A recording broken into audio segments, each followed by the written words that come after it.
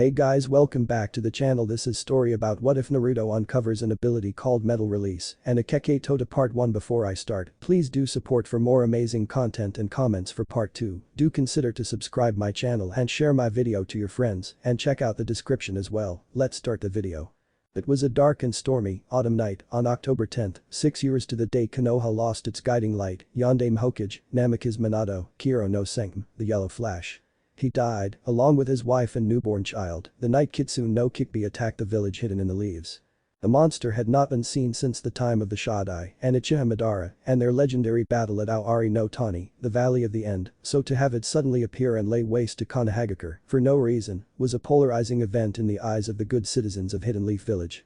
Konoha has a unique reputation among Goidei no Kuni, the 5 great nations, because it considered all of the people living within its walls to be of vital importance. The civilians were as vital in the eyes of the Hokage as the shinobi and kunoichi that protect this village. In Konoha, there is a fierce camaraderie between all of its citizens. When one of their neighbors needs help, a Konohan will do everything short of breaking the law to aid that neighbor, whether it's something as mundane as cleaning up after a party, aiding the family of a fallen ninja, or even helping a business that's failing. Seriously, if there is a merchant in the leaf in danger of going bankrupt, that store suddenly becomes the most popular store in the village, and as long as that store sells quality merchandise at reasonable rates, their business is saved, and the owner will be given tips on how to make sure it does not happen again. This camaraderie is almost entirely universal, spanning all echelons of power, from the most powerful clans to the lowliest of orphans running around the village. There is but one exception to this unwritten law, known as Hai no Ishi, the will of fire, and while by no means universally embraced, there are enough adherents to this philosophy to make the life of the focus of said belief a lesson in abject torture. This exception just so happens to be the most hated individual in the Hidden Leaf, not for something he did, but for something that he had no control over, something that he himself does not know about. Thanks to a well-meaning, but terribly short-sighted law passed by Sandaime Hokage, Sarutobi Hiruzen, Kimju, the professor, and Shinobi Shin, the shinobi god, nobody is allowed to even mention the reason the boy is so completely loathed by much of the populace of Konoha. Hiruzen's reasoning being that it was his attempt to try to give Uzumaki Naruto, age 6, as much of a normal childhood as possible. What the third never reckoned was that just because they did not speak the actual reason for their hatred did not prevent them from venting it upon the head of the unsuspecting child. Also, not telling him was in actuality more tormenting for the child than telling him. Reasonable hatred is understandable for even one as young as him. Unreasoning hatred, however, made him wonder if the things they called him, demon child, hellspawn, and the like, might actually be true. From over the crest of a hill came Naruto. He was breathing hard. He had been running since the storm began, since the good citizens of Konoha had banded together to give Naruto a very special gift just for his birthday, a lynching. Which was not anything new, because since he was kicked out of the orphanage exactly 2 years ago, he has had to dodge such mobs at least once a month. Usually by now, the Hokage's Anbu would have moved in to quell the riot. That would not be the case today, because the Hokage was away, attending the finals of the Chunin exams in Tsunade, and thus, there would be no rescue for Naruto tonight. Naruto was a ginger-haired, violet-eyed little boy, dressed in cast-off clothing. He was running in bare feet, since the shoes he had been wearing earlier were too big for his feet and had fallen off toward the beginning of this chase. Naruto continued to run, as fast as his little legs could carry him. The last month, he had begun to take classes at the Academy of Ninja, here in the village. It had been his belief that if he tried to become a ninja, he could at least protect himself. What he never reckoned on, the civilians who sent their children to there would never accept the demon's presence so near their children. So, they plotted a course that would make sure their vengeance would be carried out, and it looked as if their plan was smiled upon by Kami-sama when an entire team of genin and another kunoichi was able to make it to the finals of Tsunade's Chunin exam. The Anbu, who normally protected that thing, would be tasked with going to the foreign country to protect their Hokage from any possible attempts on his life. The Uchiha police force would be no problem either, because they held as much disdain for it as the rest of the people of Konoha and had a habit of looking the other way when the demon was getting what it deserved. The Uchiha obviously did not want the young son of their head family exposed to the corruption of the demon any more than the rest of the people of the Leaf. Uchiha Sasuke was in its class after all. The mob had chased the thing out of the urbanized section of the village towards the training grounds. In fact, they seemed to be closing in on training ground 44. So, it came to pass that looming up out of the darkness and the storm was the wall that separated the Forest of Death from the rest of the Hidden Leaf. Naruto came to an abrupt stop, looking around and seeing no way out, turned back to face the throng. He had a fierce look of determination on his face. He may have only been 6, but he had promised himself that if his end ever came like this, he would face it without sniveling and pleading for mercy like a coward. More to the point, just looking in their eyes, Naruto knew that such actions would be futile because mercy was not in them. Finally, you'll get what you deserve, demon spawn, one of the civilians bellowed, you will pay for all the people you murdered. Naruto remained quiet, understanding that any rebuttal from him would only fall upon deaf ears. These people were out for blood, and nothing he said would deter them from getting it, but he would fight as fiercely as he could. He may not win, but they would remember him. With every bruise and scratch that healed, they would know that Uzumaki Naruto did that to them. Not the demon they claimed him to be. The weapons they carried were many and varied, from pickaxes and hoes to kunai and swords, their metal weapons glinted with the flash of lightning in the sky. Naruto had no weapons of his own, having only been at the academy for a month, and though determined not to show it, he was scared. He could feel his blood racing through his veins, gushing through his arteries. Naruto's breathing was rapid, coming out in gasps as he tried to catch his breath from the chase. Then another person spoke, this one with a vindictive leer on her face, which would have been pretty were it not marred with a mask of hatred. From your demon mask, you seem to have forgotten what it was you did to us, so allow me to enlighten you as to the reason why we are going to destroy you. You see, 6 years ago, the 9-tailed demon fox attacked our village without provocation. Most of us lost someone very precious to us. Mothers, fathers, children, siblings, lovers.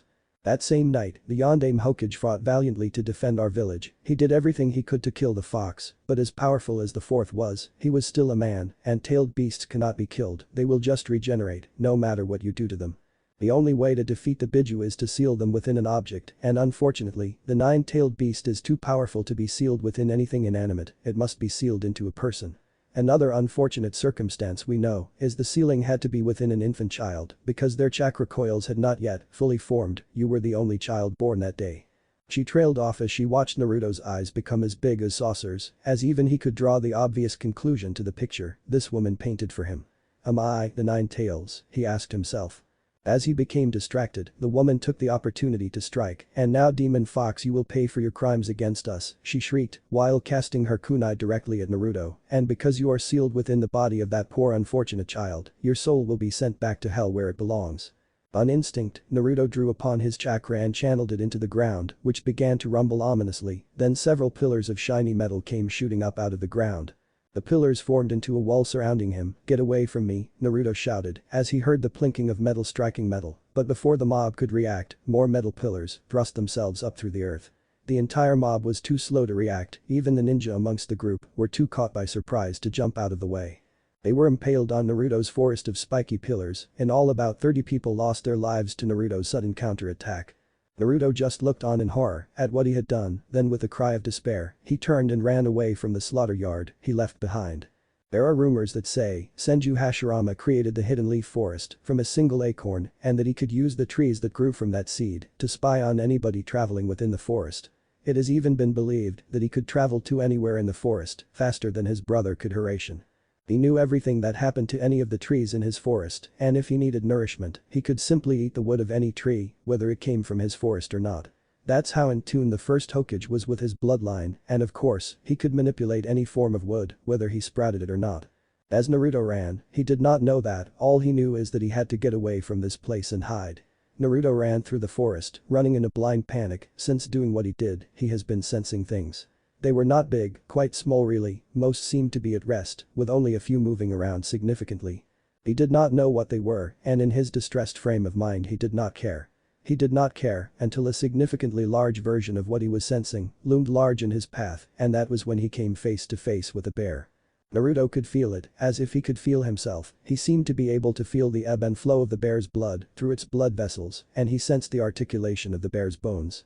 Naruto seemed to be able to sense the bear's physical condition, like he would his own body. Naruto, even in his panic, was an analytical person, so the evidence led him to a conclusion. It was getting close to winter, the bear was tired and hungry, it has not been having much luck in hunting, and then Naruto comes blundering into his territory, so he lost his temper and wanted to kill Naruto. Naruto felt sorry for the bear, but he wanted to live more, and he did not have the energy to run anymore, now that his panic had abated. So, as the bear lunged, Naruto put up his hand and sent his chakra into the bear, which halted as it began to choke and spasm. Its eyes became wide as it tried to retreat from whatever was happening to it. Too late, as Naruto's chakra manipulated the iron in the blood of the poor animal, the bear's heart began to pump faster and faster as Naruto expelled the gases the bear's blood carried, allowing it to respire. Naruto watched regretfully as the bear died because he caused the bear's body to betray it. Naruto approached the downed beast as he felt the bear's pulse stop. "I'm sorry," Naruto said to the carcass, "but I just can't die yet, I had to live. I'm sorry you had to become my latest victim." It just was not Naruto's way to leave perfectly good food lying around without using as much of it as he could, and the bear deserved to have his death mean something. Naruto did not have any tools, so he decided to see what his power and ingenuity would allow him to do, so he cast his senses around, but they came to the corpse again. Naruto realized he could still feel the bear's presence, as whatever he sensed before was still there. He tried to move whatever he sensed, which caused a spike of black iron to shoot up through the bear's skin and fur, before falling back and crumbling into iron flakes. "That's interesting, that obviously came from the blood, but I'm sensing other things near there. It seems to go all over the body." Naruto tried to move what he was sensing. It was a little tougher to move than the blood, which means it took longer, but in less than a minute, a white piece of bone also poked itself through the skin of the dead bear. "Wow, I thought I could only manipulate metal, not bone," he mused. "You weren't doing anything to the bone, kid," came a voice from inside his head. "It's the calcium in the bones you were affecting. Calcium is a metal, therefore, you can only affect metals." To say Naruto was more than a little weirded out about having a voice speaking inside his head was like saying the ocean is wet. It was obvious and not even worth mentioning. Before he could ponder anything, Naruto was pulled into his mind. He was standing within a dank sewer, with the water reaching up to his ankles. He looked around, there seemed to be only 3 directions he could go at the moment. One direction led into darkness, while the other led into a brighter area, and one seemed to lead somewhere with a silvery light shining down the corridor. Needless to say, he went towards the brightest light. Naruto came into a chamber wider than most. This seemed to be the origin of the flow of water, and intermixed with this blue fluid, a small amount of orange water flowed steadily from the center. It was lost almost immediately into the mixture of the blue that it might as well have not existed, but even Naruto, at age 6, knew that even a single drop in the ocean still added to the ocean's abundance. Naruto followed the orange water back to its origin, only to find a massive cage, and within that cage, crouched low and staring at the boy, was an immense animal. The animal seemed to be a cross between a rabbit because of its long ears and a fox from the rest of its body. The intelligent eyes of this massive creature held neither hatred nor love for the boy, it merely studied Naruto, withholding judgment until further notice. At this point, despite being 6 years old, Naruto had to grow up fast, whereas other kids, even other orphans, had the luxury of being children. Because of the hatred of nearly every person that lived in Konoha, he never had that. His very well-being depended upon knowing whom he could trust and who to watch out for. His very life since he was 4 depended on that. The stakes earned him pain, good calls got him some food and a warm place to sleep, so he had to weigh each choice he made carefully and avoid making snap decisions. He also had to be able to think logically and leave his emotions out of his decision-making process, otherwise he would not have reached the age he was now, the ripe, old age of 6. "You must be the Kekkei," Naruto surmised, and the fox, remaining silent, nodded. "Do you have a name?" The fox nodded again. "You know me, since you've been sealed inside me from birth," Naruto began. "Sorry about that, it's been a bumpy ride, what with people assuming I'm you." "You're not going to tell me your name, are you?" Naruto asked with a sigh, to which the fox shook her head. "Why did you tell me the calcium thing, then?" he asked. For the first time since their meeting, the demon fox grinned. "I didn't," the Kekkei informed Naruto. "That was my yin, or dark half, the half that governs my mind. I am Yang Kekkei, or the light half. I govern the body of the being you know as Kekkei no Kitsune. I learn everything he learns and have his intelligence. He gets my power and desires, though separated, we are still one being." "Well, thanks for the information," Naruto stated, then remembered something. "Yin is down the dark hallway, isn't he?" And the fox just nodded again, and Naruto turned to leave before looking around at his surroundings. "This can't be a very pleasant place to live for a fox," Naruto concluded. "I apologize for being such a lousy host, let me try to change a few things around here." Naruto closed his eyes and thought of a pleasant forest glade, with trees scaled to the size of the fox, with the sun just reaching its zenith, along with birdsong filtering through the atmosphere. Naruto opened his eyes expecting to see his imagination had taken hold of his surroundings. He blinked his eyes rapidly because he was still in the sewer he had been in when he first arrived. For the first time since entering his mind, Yang Kekkei showed an emotion other than the mask of neutrality she had worn from the beginning, that of unrestrained mirth. Ah ha ha ha, there was not much room for movement in the cage, but Naruto, even as he sulked, arms crossed with wounded pride, got the impression that if Yang could have, Yang would have been rolling over as she laughed her ass off. Finally getting control of her laughter, Yang began explaining what the problem was. If you think it's that easy to shape your mindscape, you've got another thing coming. These walls here are your mind's way of describing your personality, which is shaped by multiple factors, most prominently life experiences, and as we both know, you haven't had very many good experiences. The mindscape is actually in what psychologists would describe as the subconscious mind. Jinchuriki are among the few beings in existence that can access that part of the mind. This chamber represents your ego, herself. In Kekkei, because of the nature of yin, resides deep within the well-known as the ID, or inner desires, which I wouldn't recommend going to, unless you're ready to relive every evil thing ever done to you, which given how your life has gone so far, will be quite a lot. Naruto thought about it and concluded that Yang was right, maybe someday he would try to go into that part of his mind, but he knew he was not ready yet. But I can't stand to see anybody caged like that. I refuse to treat you like a prisoner. I took it that you would only share your name with me once you trusted me. Naruto did not need the nod from the fox to reach his conclusion, and the best way to build trust that I know of is to do something nice and meaningful for the one whose trust you wish to earn. You have done a lot over the years to help me. The fox's eyes were wide with surprise that the kid figured that much out, which Naruto noticed. I noticed that my injuries, whenever I would get beat, seemed to heal faster than normal, and I've more endurance than many chunin in the village. That, since you're the yang half of Kekkei, must mean you've been helping me stay alive, when by rights I should have been killed many times over. My observational skills, analytical mind, and even my mode of speech are vastly different than any other 6-year-old I've met. They're skills most adults don't have, or I wouldn't be looking for a new home right now, Naruto informed his tenant. I believe I have Yin to thank for that, am I right? Yang regarded the boy standing in front of her, searching for any form of duplicity, and upon finding none, she answered, "You are correct, kid," then added, "But I didn't do it for you, I did it so we wouldn't die, because if you die, I die." When the Yondaime and his wife formed this seal, she informed him, while pointing to the seal engraved on a metallic plate, they called upon the power of all three pillars of existence. Kami, Yami, and Shinigami, they bound my soul to yours, Naruto, for all eternity. So, you see, I didn't do anything for you, I was doing it for myself, so I may hang on to life as long as possible. That doesn't change anything in my eyes, Naruto said, while shaking his head. It only reinforces my stance that I need to do something to help pull my weight. Anything however small could mean the difference between living and dying. Yang continued to stare at this boy, who seemed to grasp the realities of their situation, but she had to ask, "Why are you doing this?" "I get wanting to do your part to help us live, but we could go on as we were before. The Yang me, healing and strengthening you, while the Yin me, makes you more aware of your surroundings and allowing you to think clearly, and we'll continue to live just fine." Yang finished and waited for his answer. Naruto just pointed at the area below Yang, "Because you're giving me so much more," he stated. "That's your chakra, isn't it?" She looked down to where he was pointing, then back and just nodded. "You're giving me your essence, your chakra, and I'll wager Yin is doing the same thing, giving me his chakra, and what's worse is it's being taken against your will. For this to be an equal bond, I have to give something to it as well. Now, stop with this interrogation and tell me what I can do to be an equal partner in our continued survival." Yang Kekkei smiled brightly, with all her pointed teeth, and replied, "Come closer, Naruto." Naruto came to, exactly 1 second in the real world after he had been pulled into his mind. "Whoa, these new senses are going to take some getting used to," he exclaimed.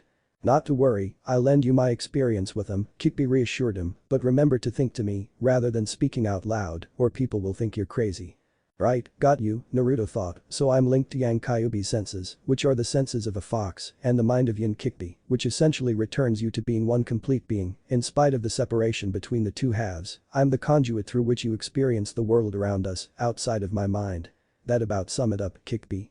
"Exactly, Naruto," Kekkei confirmed, "Well, I refuse to nursemaid you through life. You can think of me as a guide, an extra conscience, if you will. You don't have to listen to a word I say. You must still follow your own judgment," Kekkei told him, "and you may use my chakra anytime you want to carry out your will.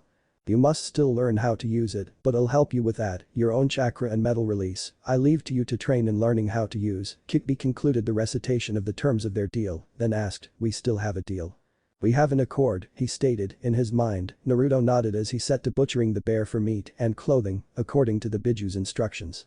It had been a week since Naruto had escaped the torturous life provided by Konoha. In that week not much had changed, except now, he wore clothes that actually fit and had plenty to eat, thanks to the jerked meat provided by the bear. Naruto had been aimlessly wandering through fire, mostly along the main roads leading from one urban center to another. He worked odd jobs for a pittance just so he could purchase certain essentials, mostly cleaning places that larger workers could not fit. Naruto's metal sense was a kami-sent miracle, as far as he was concerned, because metal seemed to be part of the chemical makeup of nearly every object in the world. Iron, copper, zinc, even the salt in one's sweat contains sodium, and sodium is a metal just like iron, titanium, gold, etc. Which Naruto could sense, and most people unless they had no conscience, sweated a little, especially when they lied or were being otherwise dishonest. He still relied as much on his ability to read people, but the metal sense added an extra level of assurance in tense situations. Even water contained at least trace amounts of certain metals, even the condensation of rain had some metal in it. His metamancy, as Kekkei called his ability to control metal from a distance, was an excellent form of defense, though luckily, he has not had to use deadly force since that first night. Any confrontation that came his way, mostly by bullies and bandits, sometimes even a pervert or two, he would use the metals in their bodies to cause them a sort of paralysis, basically becoming a sort of demonic puppeteer. The first two, he merely kept in stasis until he was out of the area and lifted their money and weapons, which at Naruto's range was about a 50-yard radius, before the effects wore off. The hentai, however, he left a more lasting result. He would force as much blood into their respective genitals as he could until they lost consciousness, and then, he robbed them too. Oh, the temptations Naruto resisted to use his metamancy to become a thief. Most money is metal, and it would have been child's play to steal the change out of some unsuspecting person's wallet. He resisted for two reasons. 1. Even in his most dire circumstances while in Konoha, he never even thought of resorting to thievery, and why, now that his fortunes were looking up, should he be reduced to it now? He would sooner go back to the leaf before he became a thief, and 2, his foxy conscience would never allow it. Its container should have better use of his time than to become a common thief. The odd jobs Naruto took were more than enough to buy what he should need, and if he ran out of food, he could always go hunting. Kekkei said, taking money and weapons from those who would harm us was different than being the instigator of it, it was done purely out of self-preservation. Naruto never stayed in one place for long, he did not want Konoha to find him and drag him back to that place. It was not like he did not want to see his Jiji again, or the Ichirakus, he did, they were one of the few people in the village to care about him. Even most of the Anbu only looked out for him because it was their duty to do so, it was just a handful of them who seemed to genuinely care about him, but he could and should never rely on something like that. If the village did not respect the Hokage enough to honor his wishes, even while he was gone for the week, then the village was already doomed. It would never be a safe place for him. It was exactly 7 days after leaving Konoha that he happened upon something that would change his life for the better, or at least give him stability. A temple monk was being menaced by a gang of 3 cutthroats, 2 guys and a girl, he was being held at knife point. As Naruto watched, he admired the man's strength, he did not seem scared and was just calmly and patiently standing there looking at these people, with compassion. The monk is a man of above average height and messy black hair. He wore a simple dogi and hakama under his temple of fire robes, he had a relatively small physique, a small and well-groomed mustache, and white colorless eyes, he looked almost like those stuck-up Hyuga. The 3 thugs holding him against his will were a pretty diverse group of teenagers, they were martial artists, as evidenced by the conditions of their bodies. The leader seemed to take himself way too seriously, a fair-skinned boy and tall, with a well-muscled build, and wore round frameless glasses and a white suit with a light yellow cravat, he had purple hair, grown into a massive strands. The second boy, doing his best to look cool and menacing by chewing bubble gum, was a tall, muscular young man, fair-skinned, with dark blonde spiked-up hair and blue eyes. He was wearing a white sleeveless shirt, blue jeans, white sneakers, and red jacket with its sleeves ripped off. The only female in the gang also seemed to be the only one carrying a weapon, it looked like a short staff, wood, probably the only weapon I couldn't stop with my metamancy, Naruto assumed. She was a fairly tall and rather attractive dark-skinned woman, with dark eyes, long curly, black hair, with curvy eyebrows, and a thin scar running across her left cheek. She is slender but noticeably curvaceous, athletic in frame with broad shoulders and flared hips, a well-endowed chest, with a fairly muscled and well-toned build. She wore a form-fitting light blue sleeveless blouse, dark blue spandex pants, with a pale leather jacket hiding the pieces of her staff in the jacket sleeves, and a golden-eyed pendant around her neck. They were all wearing black gloves on their hands, with golden metal kanji characters on each hand, Kami, Yamak, Shinigami respectively. I will tell you one more time, old man, the nominative leader threatened, his voice was even and confident, give me your money and we'll let you go, we're not a death squad, but we do administer punishment accordingly. Attachment to the material is a trap, young man, was all the monk said to him. The one probably called Kami in his group grabbed the monk by the lapels of his yukata. Fine, I tried to do this nice and peacefully, but you've tempted the hand of God, and now you must pay. Soon, all the world will bow before God, even those insignificant ninja will fall before our might, the might of Maheshira, the three pillars. The asshole reared back and let his fist fly. Well, he would have, if his fist had not just been stopped by nothing. His hand had just stopped moving, however the force behind the punch kept going, before rebounding back through the arm of the so-called Kami, and with nowhere else to go, it unleashed its energy on the only solid matter it could find, the bones of its origin. Force that may have been used to kill the man, rebounded into the joints, dislocating the ball and socket joint of the shoulder, fracturing the radius and the ulna in the elbow, and broke the wrist. The sudden stop had been the equivalent of hitting a stone wall with full force, not a good idea, unless you could use chakra to reinforce your arm. Kami howled in pain and held his now useless arm to his chest. Naruto had used the gold in his gloved fist, the iron of his blood, and the calcium and foe Kami's bones to stop his fist. The damage had been exacerbated because the arm had not been prepared for the sudden jolt that halted it. "Ha ha," came an unexpected voice, "you call yourself God and think a little force will help you against ninja," and the voice, as it turned out, was coming from a little boy. Even the monk was wearing a surprised look on his face before schooling his features into passivity. "Can you even use chakra?" Naruto asked. "I was at the academy for a single month, enough to help me unlock my chakra, then learn the basics of what to do with it.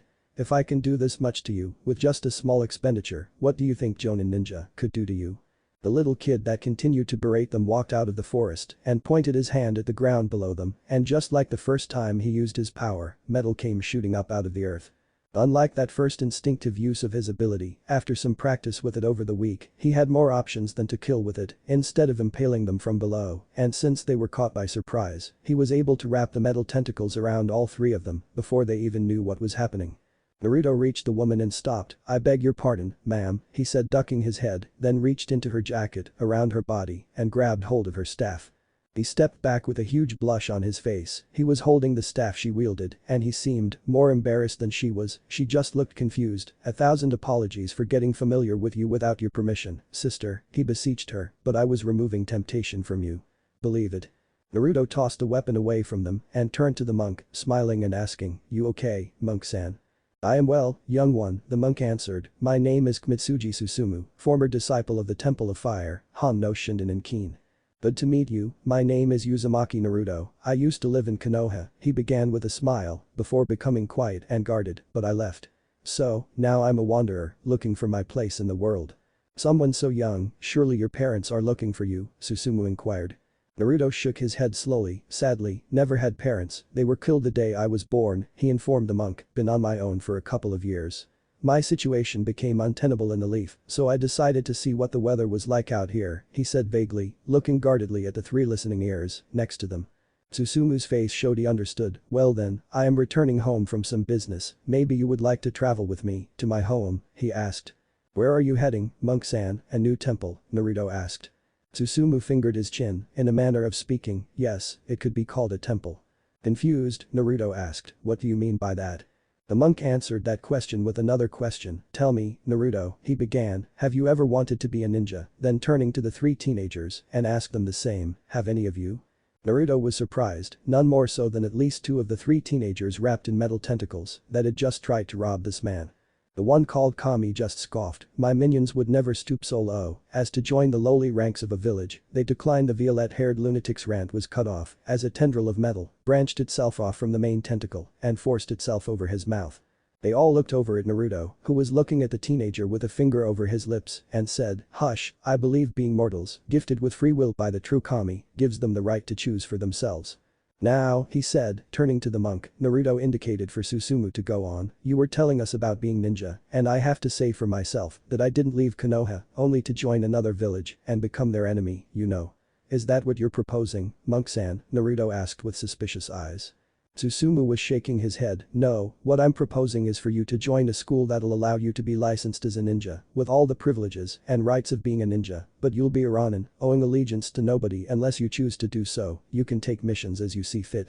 In terms of a business, you'd be equivalent to an independent contractor, as opposed to just a nameless face your cage can assign to a mission, because your skillset might happen to coincide with the mission they need to fulfill."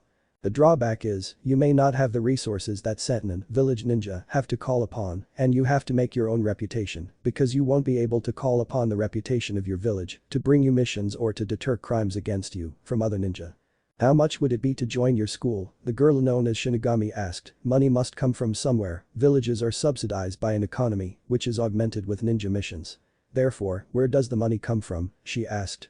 Susumu grinned broadly, there is a tuition, and the faux Shinigami, and Naruto wilted, however, much of that will be worked off with chores, because in addition to ninja training, you will have to learn a skill that can supplement your ninja work, pointing at Naruto, your power over metal, could lend itself to any number of trades that are only obliquely related to shinobi work. Naruto was listening carefully and remembered what the monk said, you said, much of the tuition will be worked off with chores, and learning a trade. Naruto reminded Susumu, how much will be worked off that way, and what else will the students have to do to meet tuition requirements? Susumu was quiet as he looked at the others, when you have completed your training, regardless of how much you owe, you will be required to apprentice for 1 year out of the school, you will be required to take any missions the school assigns to you, that is the only obligation our school will ever impose upon you. After that year, whether the tuition is paid in full or not, you will be free and clear, you may leave with everything you have and not return unless you wish it, the monk finished. Naruto was thinking over everything Susumu said to him, but before he gave his answer, he looked hard at the monk. I was enrolled for a month in the ninja academy at Konoha. It was mostly talking about the legalities of ninja work. One of the laws governing our trade is that we are given immunity for the things we may be called to do. And that immunity comes from the village or clan by way of the daimyo, which is ratified by General Mifune and the imperial court in Tetsu no Kuni. Only someone with that license, which is the seal of a daimyo, the general's seal, and the seal of the emperor, may teach someone to be a ninja. Naruto qualified himself, and the monk's grin grew big. May I see your license, monk-san? Susumu wordlessly summoned his qualifying credentials and showed it to Naruto, who perused it, looking for everything that is drilled into every member of the class of citizen who are allowed to kill anybody and not ever have to worry about being arrested for it. Only their employers, those who hired them to perform the act of murder, would be held responsible if any legal actions were required. A ninja could not even be subpoenaed to appear as a witness for the prosecutor. In the eyes of the law, ninja were considered to be weapons who just happened to be a human being, and one cannot hold the knife responsible for the actions of the arm that wielded it. They were even immune to the civil laws that covered such things as property damage, even if their actions leveled a city.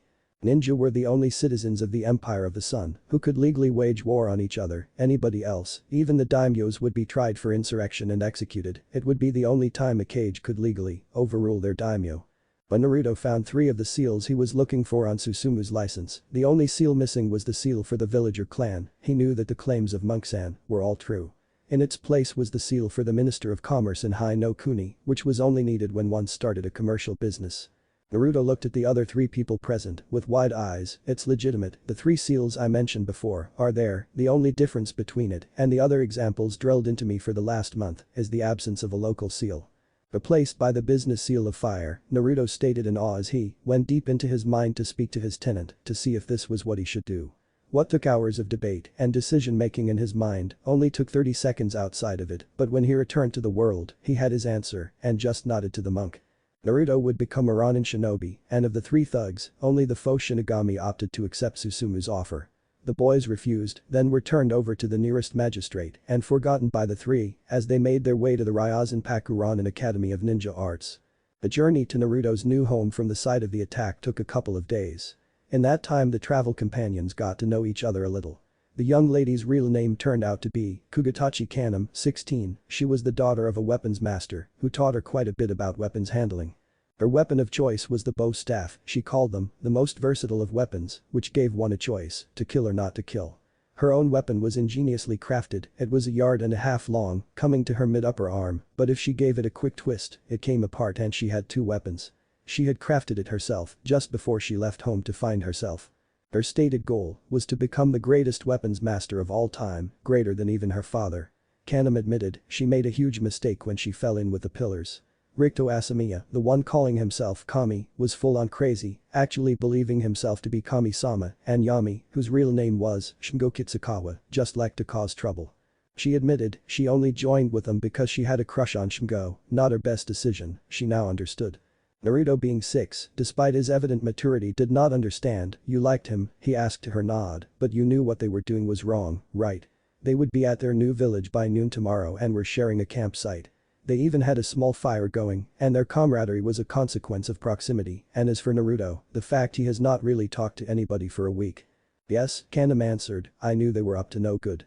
Naruto's expression of confusion caused Mitsuji to laugh. It seems, our young vagrant is still too young to know how powerful the force of attraction can be, then sobering to look at Naruto, for which I am quite glad, it means your innocence is still rather tightly entrenched.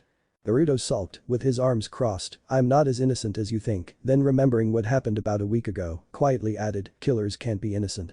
The other two were quiet, then Kanam, sharing a look with Susumu, got up and walked a little away from the campsite. It was not enough to take her into the darkness, but it gave them the illusion of privacy. The man looked over at the boy solemnly, do you want to talk about it, Naruto? No, I don't, Naruto answered shaking his head, and the man nodded, but I think I need to tell somebody, anybody what I did in Konoha, that made me have to run.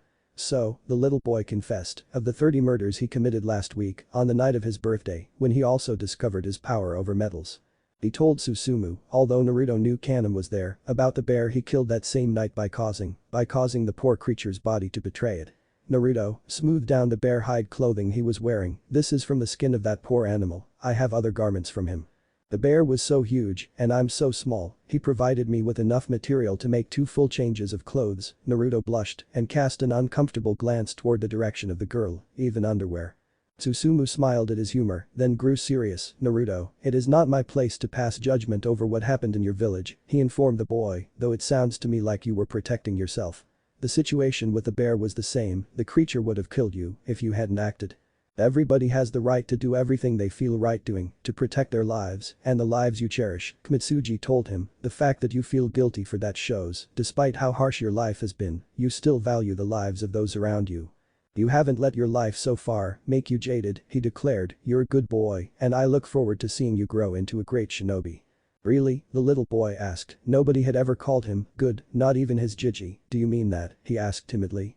Of course, I mean it, kid, Susumu confirmed broadly, if you hadn't left your village when you did, you wouldn't have been there to save me from the pillars. Naruto gave him a rueful grin, I don't think you were in any real danger, Monk-san, he declared to Susumu whose eyes widened, no offense to Kanam-chan, over there, Naruto thumb pointed, or her skills with her weapon, the calm you portrayed wasn't resignation to a beatdown. It was acceptance to a fight you didn't want. You wouldn't be a teacher at a ninja school if you couldn't hold your own, Naruto looked over at the astonished face of Kanam, especially against the likes of the pillars.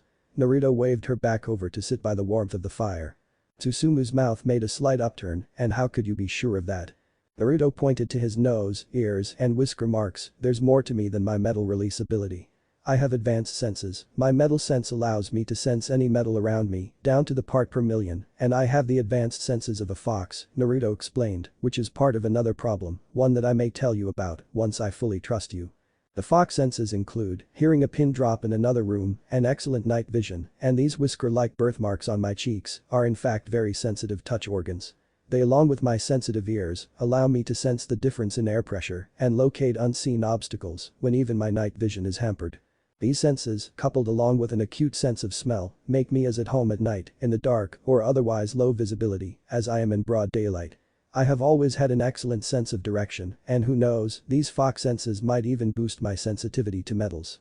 Now, back to how I knew about your resolve to fight. I could hear each of your heartbeats, Naruto explained, as he swiveled his head between the 2 other people sharing the fire. Rikto's heartbeat was rather calm, until he went into his rant. That Shingo guy's was excited in a slightly unhealthy way, Naruto said quickly, avoiding the eyes of the would-be Kunoichi, and Kanam-chan's while a little accelerated, wasn't too bad, looking at the young woman with praise in his eyes.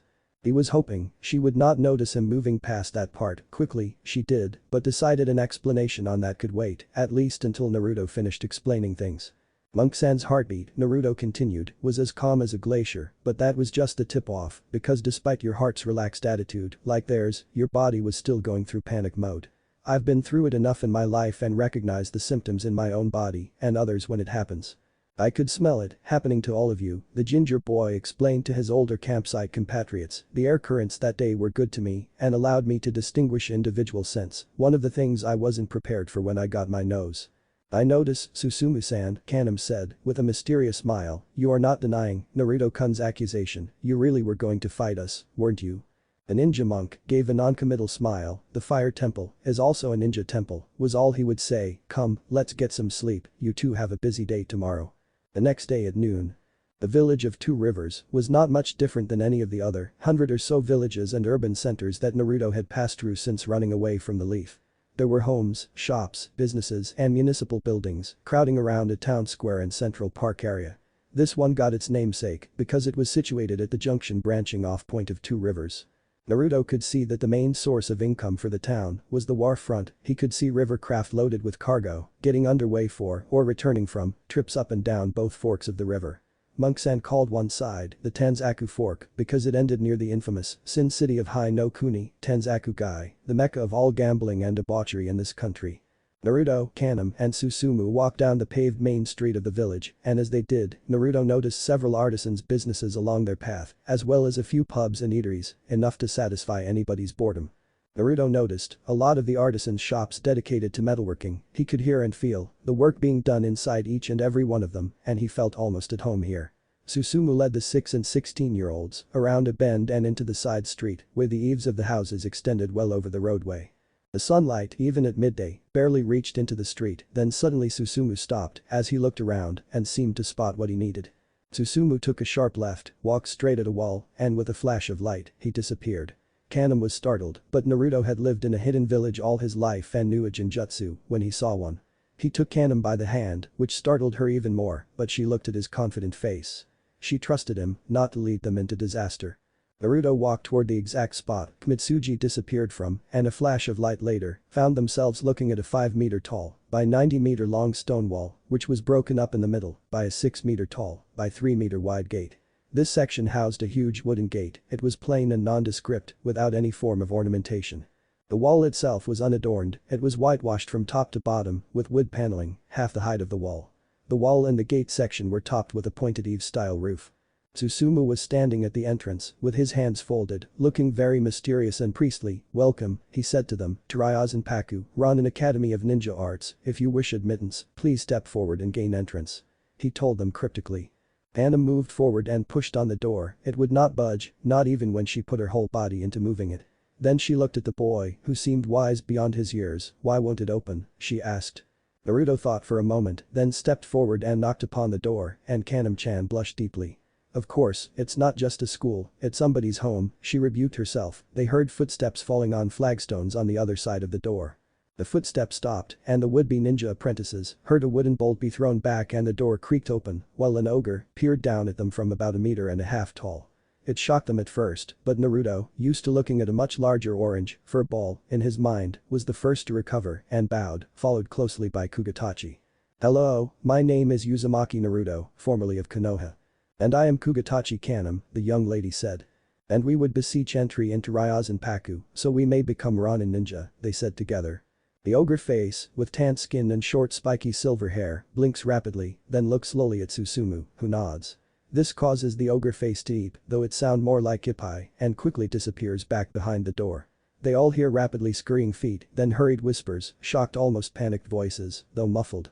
Naruto and Kaname share a bewildered expression, then look over at their monk companion, who had a sheepish grin on his face. "Well, you see, the only other students we have so far is the elder's 14-year-old granddaughter and her friend from school. We've never really had any outside students before, weren't expecting any, especially as young as Naruto, so we kind of caught them off guard." Naruto and Kaname's eyes could not get any bigger, "So we're just a test case, are we not?" the girl asked, to the monk's shameful nod. This time the look the two aspiring students shared was one filled with trepidation, but Naruto at least decided to make the most of this opportunity. Being ninja means to persevere in the face of hardship. He would not wilt like a lily unless this school turned out to be a jip. They heard more running feet behind the wooden door, followed by what sounded like a collision and a cry of pain, followed by an actual smack to a body and more crying, which sounded more like the wailing of a small child. Then something sounding like the soothing voice of a mother, then there was quiet.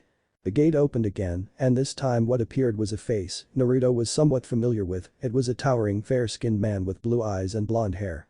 His hair reaches mid-back, he also sports a chest-length beard, macho mustache, and strands forming a thick antenna-like shape, hanging in front of his face.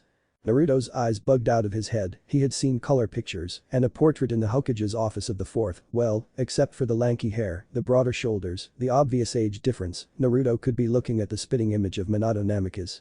The man in front of them smiled a welcoming smile and spoke in a wisdom-filled voice, "Greetings and welcome to Ryazanpaku, the school that trains ninja without the politics associated with living in a hidden village," he began, then introduced himself. "My name is Namus Hayato. I am the elder and headmaster of this school," then turning to present the gathering behind him. "And these are the instructors here at this school and will be the ones guiding you on the road to becoming great shinobi and kunoichi," he pointed at Naruto then Kaname. Naruto wanted to ask him so badly, but he knew best impressions were first impressions, so he held his tongue and waited as Hayato introduced the rest of his staff. There was Hokage Sakurai, known as the God of Death. He was a master of the taijutsu style called Kokonatsu Shishi and the master of assassination, harnessing even the earth at your feet to kill you, who at the moment was holding back sniffles as a very beautiful, very well-endowed woman tried to comfort him. "So, he was the one we heard crying," Naruto concluded. "He was also the one who answered the door in the beginning." The woman comforting the master assassin was named Kusaka Mai, the undisputed mistress of all weapons, especially with an adachi she carried with her everywhere. Some say she could even make the elements her weapon and was second only to Sakurai in killing arts. Mai is a fairly tall and beautiful young woman with a slender frame, a remarkably curvaceous figure, with long waist-length ebony hair, she tied back in a high ponytail, peach skin, and light purple eyes. She wears a purple choker around her neck that contains numerous small pins and a small pink kimono and long purple stockings, under which Naruto could see bandages over her chest and a tight mid-thigh miniskirt with a small slit up the side. Yet, her most eye-catching feature are her eyebrows, which resemble lightning bolts. Standing a little away from the couple, to their right was another man, trying but failing not to cringe as Mai stared daggers at him. He may have been the undisputed master of taijutsu in the world, whose attacks were said to burn like hellfire, but he knew when he went too far, when he let his frustration mount so high that he lashed out at his friends. Sakaki Haru was shirtless, wearing a brown leather jacket and blue jeans with bandages wrapped around his forearms. Sakaki is a tall and largely muscled tan-skinned man. He has short eggplant-colored hair with one strand hanging over his face. He also has a long scar that runs horizontally across the bridge of his nose. He comes off as threatening and intimidating most of the time, but he really cares for his friend. He just does not like to showcase his softer side very much. Standing to the other side of the couple was a man, openly ogling Mai's body from behind Sakuai's back, who could rival the legendary super pervert himself in hentai, though he is a rabid fan of the book series called Ichiraku. As for rivals as a spy master, there were none better than Ma. He is a slippery and stealthy river with deep currents. He was also a taijutsu master second only to Sakaki, but where Hair uses brute strength and overpowering might, Yuan uses deceptive counters and quick thinking. He will defeat his opponent before the first punch was even thrown. Yet, if one were to walk past him in a crowd, they wouldn't give him even a second glance. Yuan can be described as a fairly short middle-aged man in typical merchant's clothing who wears a hat to cover his bald head with a long prickly mustache.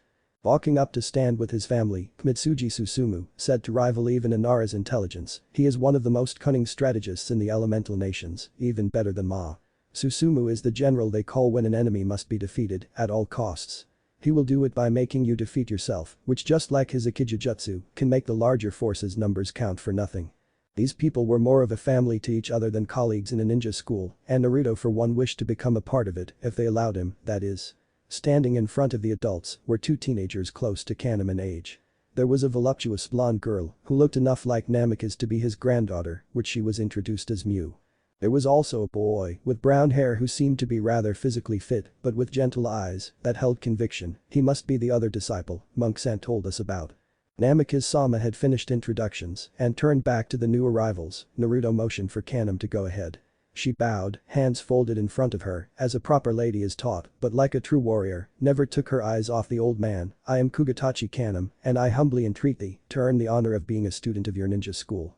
Ayato looked at the others and received a nod of approval from the others. He turned back to the young lady, then as headmaster of Ryazanpaku, Ronin School of Ninja Arts, "I accept you as student." He looked over at their two students. "Mew, would you please show Kugatachi-san to a room in the newly built girls' dormitory? I believe you could use a roommate, nah?" The blonde girl known as Mew stepped forward. "Yes, grandfather." She escorted Kaname away to do as her grandfather asked. They all turned to the remaining traveler, who just stood there staring back at them, so Naruto bowed again. "I, Uzumaki Naruto, once of Konoha village, respectfully request to join Ryazanpaku." "Uzumaki, you say, from Konoha?" Hayato asked, casting a look at Yuan and Susumu, the latter of which nodded as he understood what that meant, and the former just quirked an eyebrow.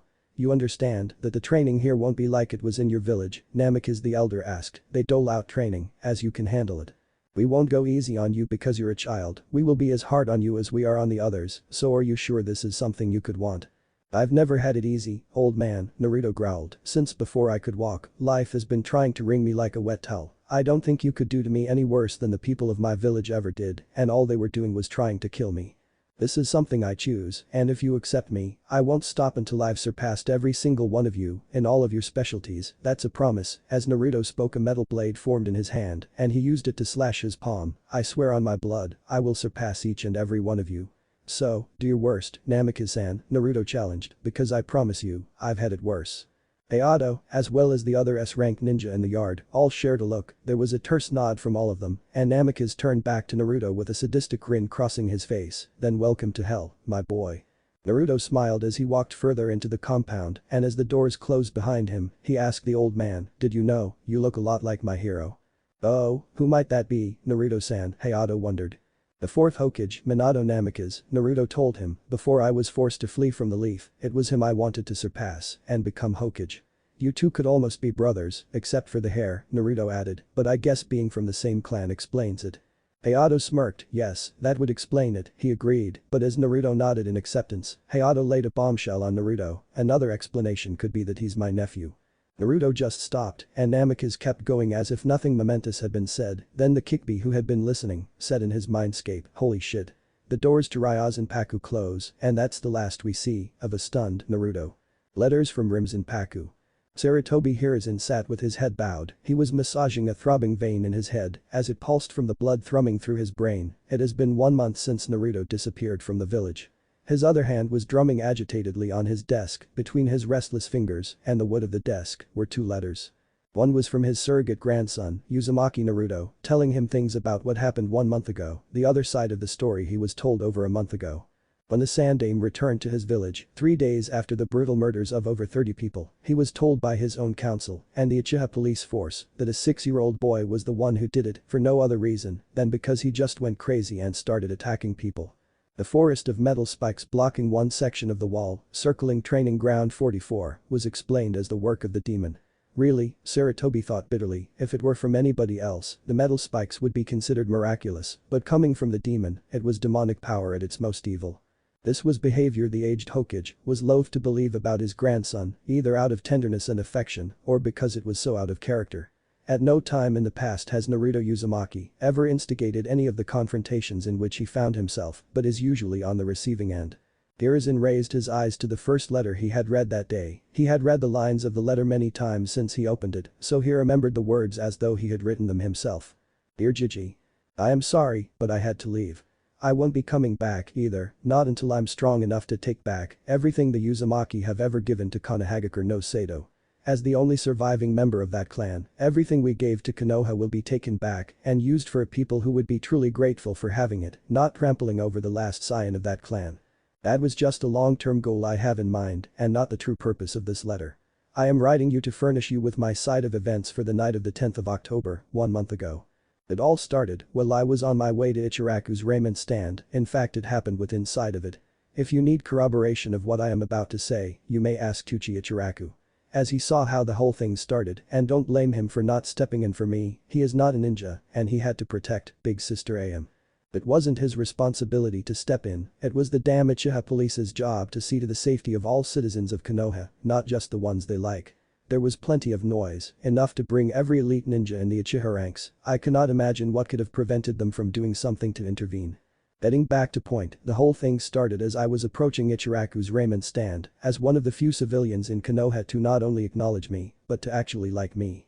They were one of the few people there to treat me like family, maybe it was because they knew my mother, Kushina Uzumaki, from when she was a genin and carried a certain fox within her body. Yes, I know about the Biju and Jinchuriki, we get along pretty well, having formed into a symbiotic relationship, the details are none of your business.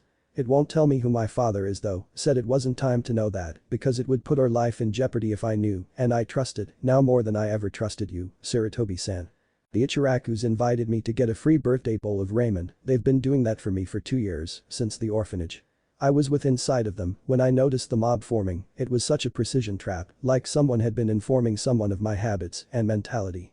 They knew I wouldn't risk getting the few people in that village that cared about me hurt, so instead of completing my journey to the stand, I took one last look and turned the corner away from them.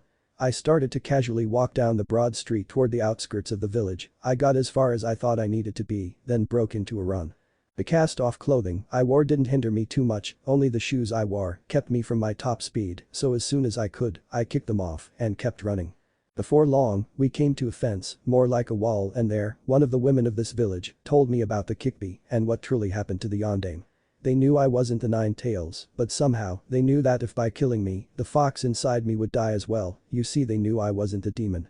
As for what happened, how I got away, I quite by accident discovered a new chakra release nature transformation, but it's not a bloodline limit, it is in fact a bloodline select. The people I'm staying with measured my nature affinities, it seems I have 3 of them. Earth, wind, and fire. Anyway, that night, because I was so afraid even if I didn't show it, I instinctively sent my awareness and chakra into the ground and found lots of metal, natural deposits of iron alloy.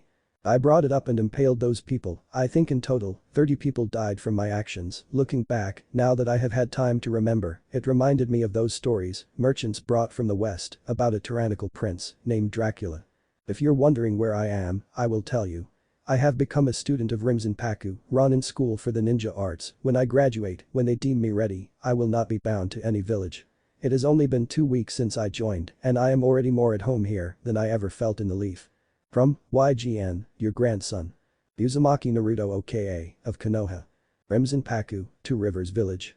When Hiruzen read it the first time, it brought tears to his eyes. He had lost someone he saw as part of his family at the hands of the village he loved. The change from Jiji to Sarutobi-san and the deliberate cross-outs said more than any words that Naruto blamed the Sandaime for not protecting him, and Hiruzen, now that he thought about it, could not bring himself to disagree. In a hidden ninja village, the Ryo book really does stop with the leader of that village, who is supposed to protect all the village's citizens. Not only was Naruto's protection the Hokage's responsibility as a citizen of Konoha and Hai no Kuni, but as a Jinchuriki, Naruto was a military asset and was well within the Hokage's jurisdiction while he remained within the village. Now, Naruto, who was not yet a ninja, was beyond the Hokage's power, and when he became a Ronin, would be the only independent Jinchuriki in the world. The third moved the letter from Naruto's side and looked at the other letter from Rimzenpaku. That one was shorter, but it left a more lasting impression. Picking it up, Sarutobi read it again. Sarutobi. You were once able to convince me that my nephew's child would be safe if he stayed in your village. You promised to protect him. You have failed to do so, you broke your promise to me, and there will be repercussions. When I think the time is right, I will reveal to Naruto the entirety of his family. What he does with that knowledge will be up to him. Your negligence and blind faith in that insipid village of yours nearly cost my nephew his legacy. Naruto will be training at Rimzenpaku now, and even in the couple of weeks he has been here, not only has he been shown to have hitherto unheard of potential, but he has integrated himself into the hearts of nearly every person in this school. Limbu, her friend, and the young lady he arrived with all view him as a little brother. Myself and the other staff have taken to him like he is a young nephew. Even my most cynical staff members have become very protective of Naruto. He has found a home here and will always be welcome.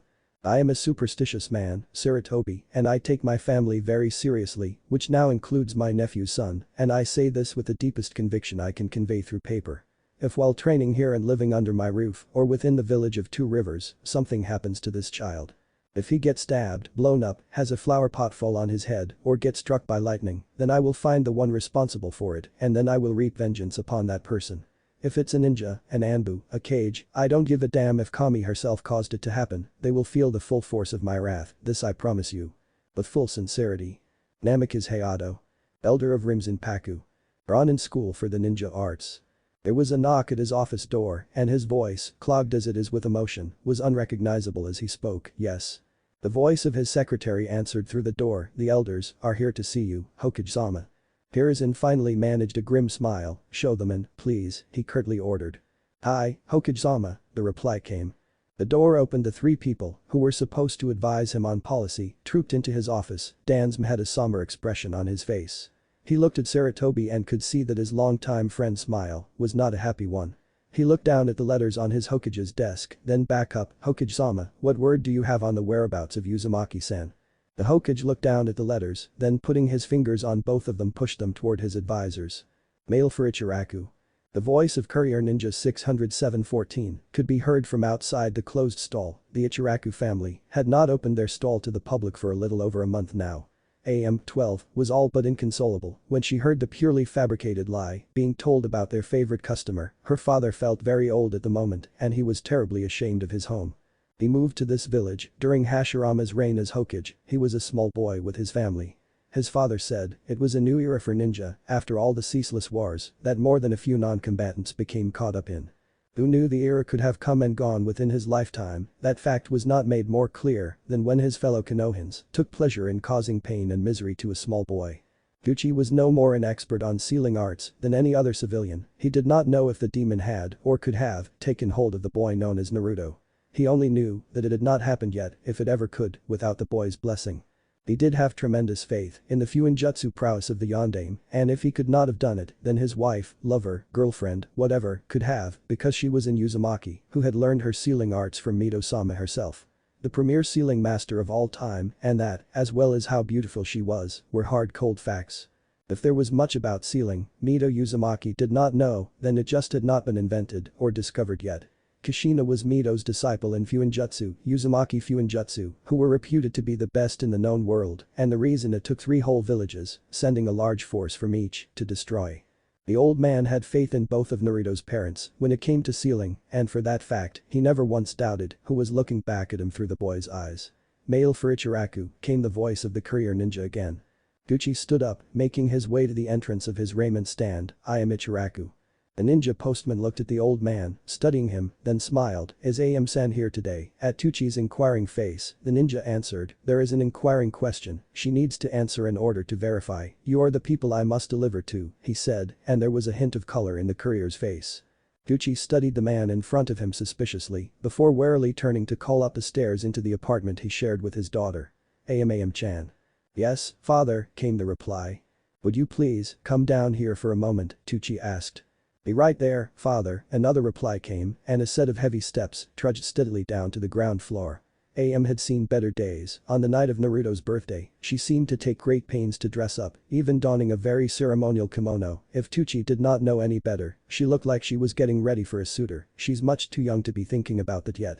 Plus, after the last month, there wasn't any boy in this god-forsaken village he would deem worthy of his daughter, if there ever was. Now, since Naruto ran away, she looked as if her world had stopped and her bloodshot eyes gave mute evidence that she had been crying recently. What is it, father, she asked, and though respectful to her father, her tone was full of melancholy. Then in an angry tone, if you want to open the raiment stand, that's fine, but we're charging double to anybody who says anything remotely disparaging about Naruto, she declares. Gucci waves off her comment and points to the courier ninja, standing at the entrance. This man has a message for us, but says you have to answer an identifying question. AM turned to look at the courier and nodded, yes, I am AM Ichiraku. The hesitation was slight, but it was noticeable. How may I help you? She asked in her best neutral, waitress voice. I have a package for AM Ichiraku, the ninja stated. You need to answer a question that will identify you. Very well, AM sighed, just hoping to get this over with so she can retreat back into her room. What is the question? The courier nin blushed, but his voice remained rock solid as he asked, the first boy you ever kissed was not your age, how old was he at the time, and what did you promise to do on his birthday? Gucci gasped, AM-chan, in rebuke. It was like the sun coming up on her face and the biggest, brightest, happiest smile to grace her lips in a month. The first boy I kissed was 5 years old at the time, and I promised I'd marry him on his birthday after he became Chunin, no matter how long it took. The one I'm delivering the message for said if you didn't say that last part, you were probably not the real AM-san, the courier stated as he ran through some hand seals before a puff of smoke later. A tiny box was in his hand, and not to give this to you because you whispered the last part into his ear. AM had a blush on her cheeks as she nodded. That's right, she said with a giggle. She took the tiny box from the courier nin and thanked him just as he disappeared in another puff of smoke. Gucci had hands on hips and looked at his daughter with a stern look on his face. AM Yusum, what do you mean you kissed a boy and then promised to marry him? You're too young to even think about getting married. AM barely even looked at her father, keeping her face on the box, eyes in a slightly wistful cast. It doesn't require much in the way of explanation, Dad, there was no uncertainty in my statement. The first boy I kissed just so happens to be the last man I ever want to kiss. She looked at the box and admired the exterior. It was a plain box with a vanilla finish and not much embellishment, but to AM Ichiraku, it was the equivalent of a treasure chest. As for your statement about when I should or shouldn't be thinking about getting married, I'm afraid you have no say in when or how I think of anything, as is, to whom I get married, she lightly rebuked her father. All you must decide is whether you approve or disapprove, which won't change my mind at all, we'll still become husband and wife. Your choice of approval will decide if you're invited and whether you ever get to meet your grandchildren or not, she cast him a steely gaze that said, just see if I'm kidding. She turned back to the box and opened it. Gucci was taken aback by AM's resolve in this matter, so in frustration, not connecting the dots yet, and asked, just who is this Casanova that seemed to move my normally meek little girl into such passion for him when she's barely even started liking boys? Naruto, she answered without a single hesitation, he's the first boy I've ever kissed, really kissed, and that was all it seemed to take before I fell madly in love with him. But he's so much younger than you, Tucci complained, and how would you even find him when the time comes, we don't know where he is, he informed her. I know, father, she said absently, as she read the letter that came with a ring that looked like it was made of bronze, but when it comes to love, age is nothing but a number, and Naruto's in the village of Two Rivers and is part of an organization called Rimzenpaku, a ninja school for Ronin, and he's become an apprentice metalsmith and metallurgist.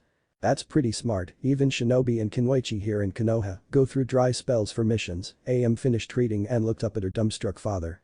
Aw, he said they discovered 3 Kekkei Genkai, nature transformations, she added, magnet, scorch and lava, all of which would lend itself well to smithing and metal sciences. Gucci's brain finally caught up with what his daughter was saying and grinned, well, I'm glad you found someone, my dear, he said as he walked closer to his daughter, gave her a fatherly hug and kissed her temple. As for my approval, well that'll depend upon what kind of man Naruto becomes by the time he comes to claim you. Did he say when that might be? The raiment stand manager asked.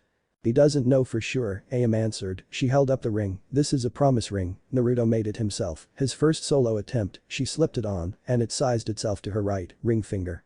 He says he should complete his formal training and apprenticeship in total about 7 years, then he becomes a journeyman metalworker, where he looks for a specialty and earns his reputation as a ninja, she explained to her father, her tone turned sad. The ring is to let him know if I'm still interested in marrying him.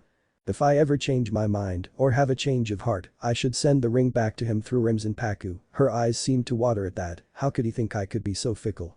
Gucci placed a comforting arm around his 12-year-old baby girl. You have to understand, honey, he began as she looked at him, 7 years is a long time, almost a decade, and people change, hearts change, especially teenagers, which you are about to become. Naruto hasn't had very much, if anything to depend upon in his entire life, it's hard to shake that way of thinking, even for adults, he explained to his daughter, what he's doing is letting you know that if your feelings for each other diminish, or you both find other people you care about more, you can both do as your heart desires. AM looked at her father, there was determination in her eyes. I won't change my mind, she declared, and my heart solidly belongs to Naruto. To Rivers Village. 6 years later. Arasakaki and Hugh and Ma stepped into the pub after a hard day's training. Their most promising disciple was graduating tomorrow. After that he would begin his year-long contractual obligation to Rimzenpaku, taking missions as they were assigned to him by the elder, and all but 20% of what he made on those missions would go back to the school. They would range in everything from simple chores and bandit extermination to espionage and sabotage, and, though these were the only ones he could refuse, even assassinations. Yuan and Haru were grateful to their student. They did not know if it was luck, karma, or a blessing from Sanzai no Sanba no Hashira, the 3 pillars of existence, but ever since they took him in and began training him. Rimzenpaku has gained more students than they knew what to do with, some came to refine their skills, others were only there to learn how to call out their chakra, either way their school was flourishing, and though they did not know why or how, but unreasonably, they placed it all at the feet of Naruto Uzumaki. They bellied up to the bar and ordered their drinks. Beer for Sakaki and mulled wine for Ma. They were nursing their beverages when the same thing that had been weighing upon their minds all day bubbled to the surface. So, have you thought of anything we can do for Naruto to thank him for bringing the school so much success? The Taijutsu master asked the spy master, looking at him from the corner of his eye. Yuan gave his best friend a hard weary look, then sighed quietly, are you sure we need to do anything extra for him? I mean, you've taught him everything he needs to know when it comes to Taijutsu. I have taught him my way of Taijutsu, as have Sakuchi and Susumu. My Kirei, pretty, says he's beginning to test her in weapons, even wooden or non-metallic weapons. He's phenomenal with shuriken, kunai and senbon, so much so that he can only improve his skills during autumn when the leaves are falling. He practices his chakra control, using the leaf sticking exercise, the only thing he was able to learn in that infernal village, while water walking down at the waterfront. Naruto's ninjutsu prowess is comparable to the copy ninja, with all three of his nature transformations and all of his bloodlines, and casting him in a genjutsu is all but impossible. Nothing short of the Izanagi is a sure thing. He doesn't just break out of them, he thinks his way out of them. Looking around for eavesdroppers, Yuen turned back to Haru. But still lowered his voice and covered his mouth with his goblet. His tenant helps him with that. His stealth, evasion, survival and escape skills are second to none for one as young as Naruto. His advanced senses help him with that and are also perfect for spying and tracking. Sakurai and Mai have trained him thoroughly in assassination methodology and have taught him the counters to the silent killing and instant kill techniques and trained him to fight blind using all of his senses. I and Mitsuji have taught him many ways he can use information. He's very clever and astute, can keep his cool in stressful situations. He made excellent grades in school too, so he's not ignorant. Yuen Ma sat back and relaxed. He has all of the tools he needs to become a great shinobi and is in my humble estimation already an A-rank ninja. He looked over at Sakaki and added, really the only thing he needs is experience and he could become S-ranked in no time. Sakaki nodded in agreement. He's also been getting compliments from his apprenticeship trainer, Jai Young-moon-san. He says, she said, his work was the best she's ever seen for an apprentice, and before they left on their honeymoon, Miu and her sister wife, Kanam, worked customer service for the shop. They said, Naruto doesn't use his chakra for anything while working there, and when asked he said, he'd just be cheating himself if he took shortcuts. He wants the experience of hard work. Which helps him as much in his physical training as the exercises we put him through. That's not all we discovered from his apprenticeship, Ma reminded his fellow instructor. Remember that accident a couple of years ago? A bin of metal cast-offs tipped over on top of Naruto. The parts that touched his skin were absorbed into his body and he can now produce that metal type from his body in any configuration he knows, though that's mostly a matter of shape transformation, not chakra control. Haru smirked, so it's a bad idea to try attacking Naruto with metal weapons. He chuckled, I wonder if he can eat metal, like Hashirama Senju was reputed to be able to do, Sakaki mused. That's a myth, Haru, came a woman's sharp voice behind him. Grandpa was still human, and nobody can eat wood unless you are a beaver or a termite. The two turned, because it was the voice of a friend, and smiled. Staring back at them was one of the most beautiful women in the world and probably the strongest kunoichi alive, one that even Mai respects, Tsunade Senju, Aka the Slug Princess. The two men had an epiphany and smiled at each other before grinning and turning back to the woman. Ma was so focused that for once he did not even ogle her and he asked, say Tsunade-san, how is your debt situation these days? Tsunade looked at them cautiously, about the same. Why? She asked him suspiciously. The two men looked at each other like little boys getting a gift from Kami, then turned back to her. Both had evil grins, because we know somebody who can get you out of them. Her eyes widened, then she asked, who can do that and what would I have to do for this person's help? Go to Rimzenpaku tomorrow, Yuen said as he and Haru stood up, request a mission and ask for Naruto Uzumaki, he will help you. What? Tsunade asked in outrage, and somewhere in Konoha, Hiruzen woke from his Icha-fueled dream in a cold sweat. The beautiful, buxom blonde sat across the table from her opponent, her expression was unreadable. They were playing a friendly game of Najuchi, 21, the dealer had just dealt his own hand and busted. The dealer turned the woman's face card over, she got a 10 of shuriken, clubs, and the Empress of kunai, spades, equaling 20, only one number could beat that hand. The dealer turned over her adversary's cards and they read, deuce of diamonds, 9 of hearts, and after requesting another card, the Emperor of kunai, for a total of 21. The woman's eyes were wide with surprise. It was not because she lost, which happened a lot, it was the fact that this was his 50th win in a row while playing blackjack. They had been playing gambling games for a few hours now, and the only time her opponent was never assured of victory was when they played poker, but even then, he got the cards he needed, more than 80% of the time. Unbelievable, she exclaimed, I've been gambling since I was a small child, but I've never seen a streak like yours. I've never lost as many rounds in even my worst trips through the casinos, Tsunade Senju, the only kunoichi among the Sannin declared, as I did this morning. Her opponent just grinned, Kami and her siblings have always smiled upon me during these games, the ginger shinobi told her, by the way, we weren't introduced when my esteemed teacher sat us down here to play games. My name is Naruto Uzumaki, from Two Rivers and as of this morning, a shinobi out of Rimzenpaku, he introduced himself, and I already know who you are, Tsunade-sama. The kunoichi of the Sennin's mouth quirked into a small upturn of her lips. Are you talking about my reputation as the legendary sucker? She asked suggestively, which caused Naruto to blush at some of the thoughts a name like that conjured in his mind. Her mouth widened into a true grin, or are you referring to my power as a ninja? You shouldn't let your imagination run away with you, Naruto-san, I wouldn't want you to become a hentai maniac like my incorrigible teammate. That'll never happen, Naruto assured her. I have a vendetta against perverts. I had to contend with my fair share of them while I was on the road after fleeing that village your grandfather founded. If you don't mind me asking, Tsunade asked reticently. He indicated for her to continue. What made you decide to leave the village? The citizens of Konoha decided they wanted to band together to murder me, he said, for something that wasn't my fault, and to kill the Biju within me. What? She asked. Surely the Hokage would have protected you, and my grandfather gave the Biju to the villages to maintain a balance of power. Tsunade trailed off at the glare she got from the young adult across the table from her. Unfortunately, the Hokage wasn't there when it happened. He was away in Tsunade, attending the Chunin exam finals, Naruto exclaimed, and among the Anbu, there were only a handful of them to ever protect me without direct orders from the Hokage, but none of them ever showed up that night. I don't know why, and nobody from the Uchiha police force ever lifted a finger to help me, the redhead informed her. The other 24 times, the citizens of Konoha tried to murder me after I was evicted from the orphanage I lived in for 3 years of my life. And Senju Hashirama had no right to do that to sentient beings, Naruto calmly informed her. The Biju were charged by the Sage of Six Paths himself to act as a balance to the power humans had gotten through the use of chakra. When the Shodaime used his wood release to ensnare and imprison the tailed beasts, he wasn't ensuring peace, he was altering the nature of our world to suit himself. Tsunade was breathing hard. She may not love the village of Konoha, but she did not like when anyone attacked a member of her family, especially her grandpa. She stood up, slamming her fist into the table, driving it into the floor of the room they occupied, and leaned over to glare into the face of the upstart. How would you know it was Rikiden Sennin? Nobody knows where the Biju came from. How would you know anything about the Biju and sentient? Don't make me laugh, they're nothing but unthinking beasts. If anyone ever bothered to read the histories about sightings of the Biju, they could put the pieces together for themselves, Naruto stated calmly. Oh really? Tsunade challenged and sneered, and I suppose you, a whelp, wet behind the ears ninja, have in your great wisdom put the pieces together when people 3 times your age have not. He just nodded, so she challenged, well then lay it all out for me, Scholar-san, what have we all missed that you have finally come along to educate us over? Very well, listen closely, Senju-sama, Naruto told her with a neutral tone of voice. Fact 1. There were no mentions of the Biju during any of the events that the Sage of Six Paths is said to have acted. In fact, nobody even mentioned them until right after the founder of our civilization's reputed death, but they suddenly appeared out of nowhere as soon as he died.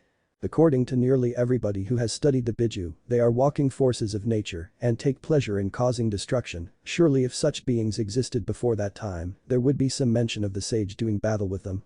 My hypothesis is this. Biju were created by the sage to keep humans in check, since we're the only other creatures on the planet that can use chakra like we do. In fact, with some of the things we can do with chakra, if left unregulated, we could render this planet barren of life. And what were they made from? The Kunoichi of Sannin asked. Something like a being made of pure chakra couldn't have just come from one old man's imagination. There had to have been a model or prototype to work from. She saw the look of uncertainty cross his face and thought he could not answer her question. Didn't think of that one, did you, Brad? Actually, I have, but this is more of a guess than a hypothesis. The Kekkei refuses to answer any questions about its origins, Naruto stated.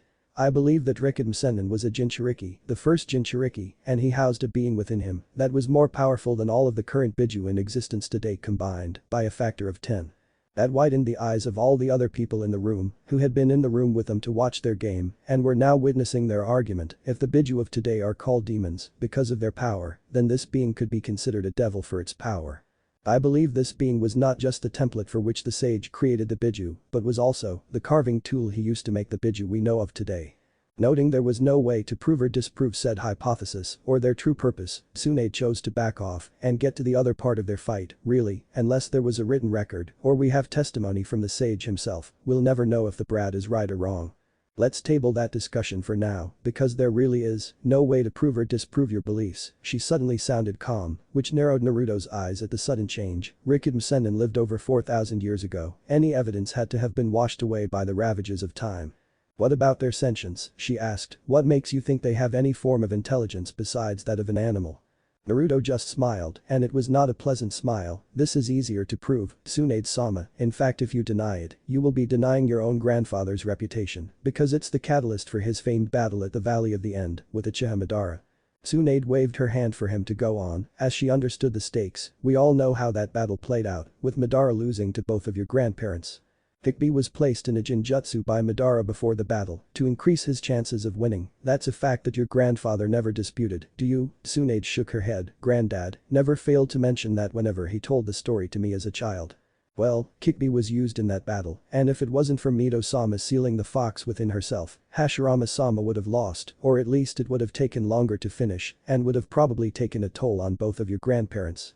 I know all of this, brat, Tsunade huffed. I don't need a history lesson, it just so happened that at one time, Konoha held two of the powers that could be used to control the Biju. Madara's Manjikam Sharingan and Grandpa's Kekkei Genkai. Would release, what is your point, and what does it have to do with the issue of Biju sentience?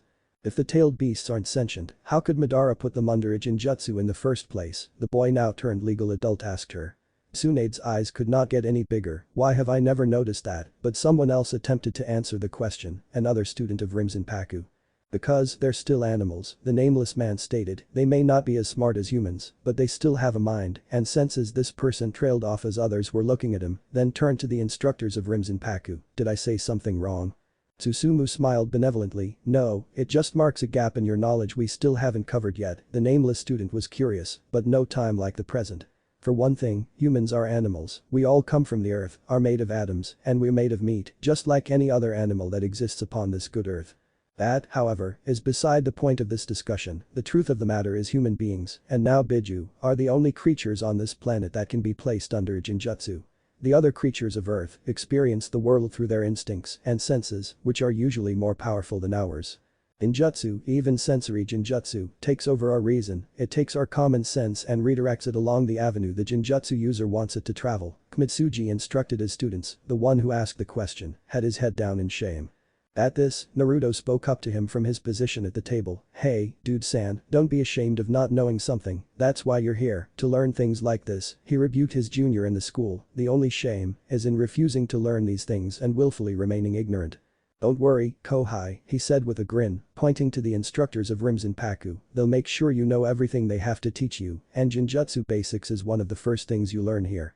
The junior student, who was older than Naruto by 3 years, but dwarfed by Naruto in sheer prowess at the moment, returned the ginger's grin with a grateful one of his own. Naruto turned back to the blonde Kunoichi and looked at her fully, for the first time. She was wearing a forest green jacket over a grey kimono top with short sleeves, which was held closed in such a way as to emphasize her bust, without revealing any more flesh than she wanted. It was held closed by a blue-grey obi and matching pants. While on her feet was a pair of open-toed, strappy, high-heeled black sandals, red nail polish on her fingers and toes, and wore a soft pink lipstick. Naruto noticed a necklace around her neck, disappearing between her cleavage. She was a lithe woman and in spite of her top-heavy attributes, possessed a lean muscular frame. He could tell that much from the impressions he got from how her body displaced the atmosphere. Yet, there was something off about her appearance. How she appeared on the exterior to his enhanced fox senses did not harmonize with what his metal sense was telling him about her body chemistry. Two of the businesses that were a steady stream of income for Rimzenpaku before the sudden influx of students was Susumu's Bone Setter, Chiropractor Clinic, and Huan's Acupressure Clinic. Both required extensive knowledge of human anatomy, and when Naruto was not training or working in his apprenticeship, he helped them in their clinics. This was where they found out Naruto's metal sense was as good as an X-ray when looking at the body, even better because he could assess their body chemistry and aid in any diagnosis. Naruto learned how to take someone apart through his two sensei, he also learned how to put them back together again, mostly. Naruto looked at the time and shrugged, whatever it is, it's her business, and now I've got to go attend to my business, my last days as an apprentice metalworker and metallurgist. Naruto stood up and stretched his own swimmer's build body. Today he wore a navy blue one-piece jumpsuit, what he normally wore when he worked for Moon-sama.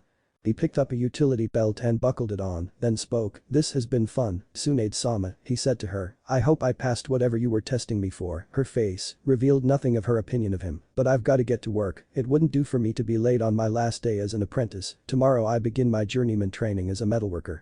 It's also the day I begin my obligatory contractual year of service to Rimzenpaku, he told her, I wonder what their first mission for me will be, he wondered with excitement. Naruto turned and walked out the door, with a jaunty wave behind him. After Naruto left for work, the instructors ushered their other students out of the room. They were in the private residence of the instructors, and while it was an open-door policy, the staff of Rimzenpaku liked their privacy. Once the other students were all gone, they invited Tsunade to eat and drink with them, and she accepted, but asked for non-alcoholic beverages, which brought her a surprised look from some of the family. Shizune's off at that medical school for the next 2 years, it's not as much fun drinking alone, Tsunade smiled, I actually miss her nagging me about my bad habits. I'll have to double up on that kind of stuff when she gets back to make up for all that I missed while she was gone, she chuckled. Eru just guffawed, you really like abusing that woman, Tsunade, don't you? Tsunade just laughed, it's good for her, if she can put up with me, she'll be able to handle any man she may end up falling for, and any grandkids she gives me, will be a snap to deal with compared to me. Ha ha ha, Hayato chuckled, in your own way, cousin, you're as incorrigible as Jiraiya-san, he declared, with your drinking and gambling. Tsunade scoffed good-naturedly, then got serious, so, yesterday, Yuen-san and Haru-san told me about coming here to help me get a handle on my debt situation, she explained, but I'm not okay with borrowing money from family. Ayato-kun, you and Miyoko-chan, may she rest in peace, may be the offspring of great-uncle Tabarama, but you're the only family I have left, and I couldn't take it if we let money come between us. Plus, I know Rimzenpaku, even with the influx of students, is still not totally solvent, so you cannot give me anything that would do more than keep me in living expenses for a few months, so what did they have in mind to help me get out in front of my finances? You saw the first part of our plan earlier, Yuen reminded her, when we had you play, Naruto-kun. We believe, Naruto could help you out of your debts. How exactly can he help me, she asked apprehensively, if you're thinking he could use his shinobi skills to get me enough money to pay them off, I could do that myself, if I really wanted to. The only reason I haven't tried that is I am still, technically, a Kunoichi of Konoha, and missions like that would have to go through them, which would give them grounds for calling me back. So, what can the brat do that I can't, she asked looking between them all. He can go to all of the places you owe money, play them, and instead of collecting his winnings, he can ask them to forgive your debts, Yuen gave her the bare bones of their idea. Tsunade's jaw dropped open at the idea, and she was not blown away with the idea. Now, hold on, just because I lost to him today, doesn't mean anybody else will.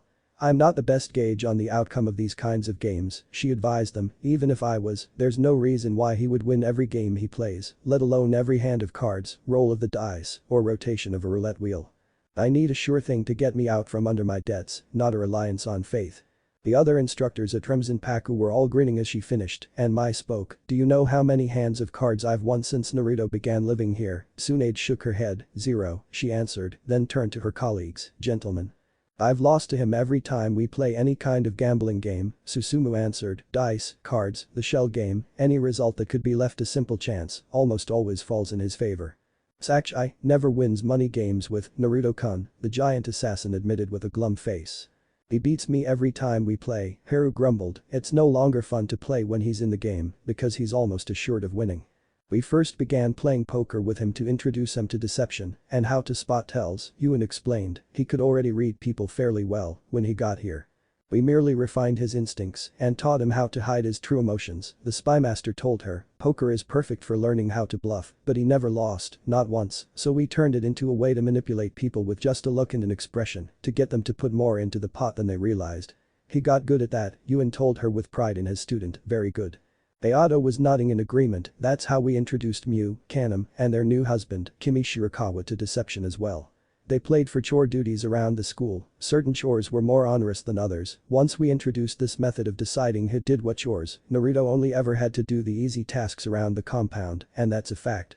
Tsunade eyed her cousin dubiously, if I accepted his help, how much would you charge for his services, she asked, then reminded him of her monetary situation, I don't have much in the way of cash on hand.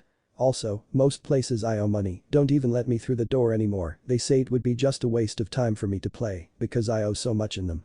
Namikaze cupped his chin in thought, then looked up and answered, well still in deep thought, I won't charge you any money, you can consider it a familial favor, that being said, we can't stake you.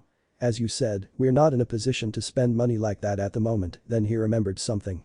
Ayato's head came up with a smile, I've got it, and this'll be a good mission for the kid to get his feet wet with and place him in a true combat situation. What are you talking about, Hayato Itoko? Tsunade asked irritably, finally becoming impatient, even with her great-uncle's son. The family Tabarama Senju raised away from Konoha because he did not want them targeted like his brother's family. Yuen has uncovered intelligence that the thief Gasenkugi Aka Neru the nail was recently seen in Ishi no Kuni, he answered his cousin. He stole the Misogi tea jar owned by the daimyo of Acha no Kuni, Hayato told her, the daimyo is offering a 50,000 bounty on his head, dead or alive, so he's keeping a low profile, somewhere in the land of stone, according to reports. This would be a good first mission for Naruto to tackle, it'll allow him to test his skills against a real opponent that's trying to kill him. Then what? The slug princess asked the older man, what happens after he captures this nail guy? We'll waive the usual 80% fee and call it a stake, which will fund the start of Naruto's mission with you, cousin, Hayato replied, then send Naruto with you for as long as you need him or until his year-long contractual obligation with Rimzenpaku is completed, whichever happens first. Rimzenpaku won't be out any actual cash, he assured his fellow staff members, who all nodded in understanding. After that, when Naruto is officially clear of us, he will have a nice windfall for this mission until he starts working regularly, either as a shinobi or a metalsmith, and you'll have a healthy financial profile. Tsunade was pinching her chin in thought, then turned to say, I won't accept this service for free, I want to give Rimzenpaku and Naruto something of equal value for doing this for me. If not money then something else you need, a favor, to work as an instructor, anything so that I won't feel like a freeloader if I go forward with this idea. They all began to think of what would be equal to helping Tsunade get stable financial footing when Susumu and Hyun perked up as an idea formed in their minds. They looked at each other to be sure they had the same idea and nodded, but it was Susumu who spoke, there may be something you can do for us, similar to what this mission may do for you. Tsunade waved her hand for him to get on with it, and that is just what the ninja monk did. Any business suffers if most people don't know about it or have the wrong clientele, and ninja training is no exception, sadly, but we don't want every Chang, Lee and Tanaka walking in off the street and asking to be a ninja. As a ninja yourself, you would know, or at least be able to judge, whether an individual is a serious student, has the right temperament to be a ninja, or would use their skills to terrorize normal people. If you could mention our name and location to the first two types, and not the latter type, that could generate the right kind of buzz for our school. Especially coming as an endorsement from Tsunade Senju, the Slug Princess, and Kunoichi of the Sannin, should we earn that of course, would go a long way towards getting us on firm, even financial footing like you, that would be payment enough for us. That's not a bad idea, Tsunade agreed, but what about Naruto, he should get something extra, in addition to the money he makes gambling, which is not a sure thing. She saw their protests, but overrode them, whatever it is that allows him to win repeatedly could turn on a dime, it may not like that Naruto is using his luck to simply make money, or in this case help me out of my debt situation. Either way, he needs something guaranteed to him, whether he can deliver me out of my money troubles or not. Tsunade-chan, right, Sakshai rumbled, Naruto-kun needs something that stays with him for all time, not just for mission. We thought of that, Ma jumped in, before an argument could break out. During that entire year he's with Tsunade, she could take him on as an apprentice, not just for shinobi work either. At the same time, the rest grinned a knowing smile, but he continued without prompting, as you know, Tsunade-chan, Mitsuji and I have run a pretty successful pair of health clinics. Susumu-kun manipulates the skeletons of his patients, while I concern myself with pressure points and the muscles of the body, all of which we've taught Uzumaki, and have even certified him to practice without us being present. He has a sensory jutsu he calls metal sense, which allows him to determine the blood chemistry of a patient and deliver fairly accurate diagnosis in seconds that would take minutes using medical chakra, which he can also use by the way. We taught him everything you've taught us about medical chakra, he informed Tsunade, who nodded for him to go on, though she had an inkling as to what they wanted her to teach him, but as accomplished as we are with medical chakra, we still pale in comparison to the mistress of medicine herself. Therefore, as compensation for his help in this matter of your finances, we want you to train him as a medical ninja, Hyun concluded, but then added, does that sound like fair compensation to you, Tsunade-chan? I'd be delighted, and I'll train him for as long as he wishes me to, she answered immediately, regardless of the mission's status. The staff of the Rimzenpaku smiled, great big smiles. Now, before we begin, tell me how much he knows about his family. Bounty hunter. It was an idyllic summer day, the sun was directly overhead, the flowers of the plains resting just before the border to Ishi were in full bloom, but the heat was not too oppressive. The winds were howling right out of the north, which cooled the skin enough to make the last part of the journey to Stone Nation rather pleasant for the traveler approaching the border. This drifter was dressed ideally for long treks in a forest green one-piece jumpsuit with a pair of brown flexible workman's boots, a brown utility belt on which he wore a pouch carrying an alloy of metal pellets he invented called Mangaloy Tanting with a tanto blade, purely utilitarian, no frills, and a stout blue denim jacket with a canvas hood, which at the moment was thrown back, and on his head was a red bowl cap with a symbol for journeyman and another for metalworker across the brow. The cap rested upon the red hair of Naruto Uzumaki, which was gathered into a ponytail by a black hairband and fell to be even with his shoulder blades. Naruto was tall, 5 feet 5 inches, muscular, nimble, and quick as the wind he now mastered for a 12-year-old preteen. His violet eyes were clear of any vestiges from his past and now looked upon his years in Konoha as a proving ground of sorts. Naruto still has not forgiven the Leaf for the way they treated him, but has accepted those events as a part of his past and has made his peace with them. He no longer hates Konoha because to hate something means to care about it in a way hate means to care about the well-being and health of a thing you wish for its destruction. Well, Naruto does not wish for the Hidden Leaf Village's destruction because as long as the Ichirakus remain there, especially AM whom he writes every month and received similar letters, he will pray to the three pillars for that village to remain as strong as possible. Though some of his prayers were answered with a no when the Uchiha clan was wiped out in one night by the clan heir, leaving only one survivor. Other than that, the village appeared to remain strong, and it was that perception at least, which stayed the hands of most of the villages, as only Cloud seemed to have tried to kidnap the heiress to the Hokage clan, an incident which seemed to change the girl somehow. The tales were sketchy, and the fallout was kept quiet if there was any from the regular citizens of Konoha, at least according to AM's account. Not that Naruto cared about that either way, other than to shake his head in sympathy for the little girl, just a year younger than him, or the sole survivor of the Uchiha clan, whomever it may be. As long as AM-chan and Tuchi-san were okay, Naruto gave no thought to the stability of the leaf. Naruto approached the border to stone and came upon a marker of stones piled high, leading to an apex, and next to it was a stone marker that looked eerily like a tombstone with Ishikuni inscribed upon it. He passed through a narrow pass, making sure to remain alert with all of his senses. There was a surprising amount of metal deposits saturating the walls of the pass. I don't need to carry any obvious weapons with me, our world is my weapon, and so is my body, don't get cocky, Naruto, Kekkei rebuked him, you never know what tricks an enemy will employ. Thanks, Kekkei, I was in danger of going Uchiha on you, Naruto retorted sarcastically. No charge, Kit, the fox replied, appearing to miss Naruto's tone of thought, but really, the Biju could see his thoughts, so it read Naruto's moods as easily as one might read a book, it's my job as your conscience to keep you from getting a big head. Naruto traveled out of the pass and came out over a ridge, looking down upon a small one-horse town. From his position on the ridge, it was completely made of wood and only had one street, there's Biseki, he said to himself, this is a good place to start my hunt. This shithole looks a little rough, Kid, Kekkei warned, keep your head on a swivel and your senses peeled. Naruto nodded to acknowledge his tenant and was about to head on down when from below his position, some crows flew up into the sky with startled cries. Naruto barely reacted to the surprising birds as he continued to stare down the ridge at the town. A murder of crows, not a good omen. The bounty hunter from the leaf. Naruto walked into the town of Biseki quite easily, it seemed to be devoid of life, and the only moving things he could see at first was a single tumbleweed crossing the street. He made it a little further in and felt more than saw the fellows loitering along the boardwalk. They were dressed in drab clothes, ideally suited for a border town like this. They all looked at him with hard looks, which he ignored, dismissing their perceived danger as easily as he had the wind that blew along the street of the town. He knew why they stared, a 12-year-old kid, a new face, was willingly walking into their town at the ass end of the world, with no backup and no parents. Only two types of children would do that, runaways and ninja, and Naruto was too confident in himself to be a runaway. Since they know what you are, it would be foolish to act meek toward them, Kekkei offered, would it not? Yep. Don't all these deadbeats have anything better to do with their time, he said in a normal voice, than stare at strangers. He did not raise his voice, but spoke at normal volume, either way, some of the loiterers heard him and began grumbling. None of them chose to accost him, which at least saved them their dignity, not to mention their lives, because while Naruto would never seek to add to his body count, he would not hesitate to do it if he needed to fulfill his mission.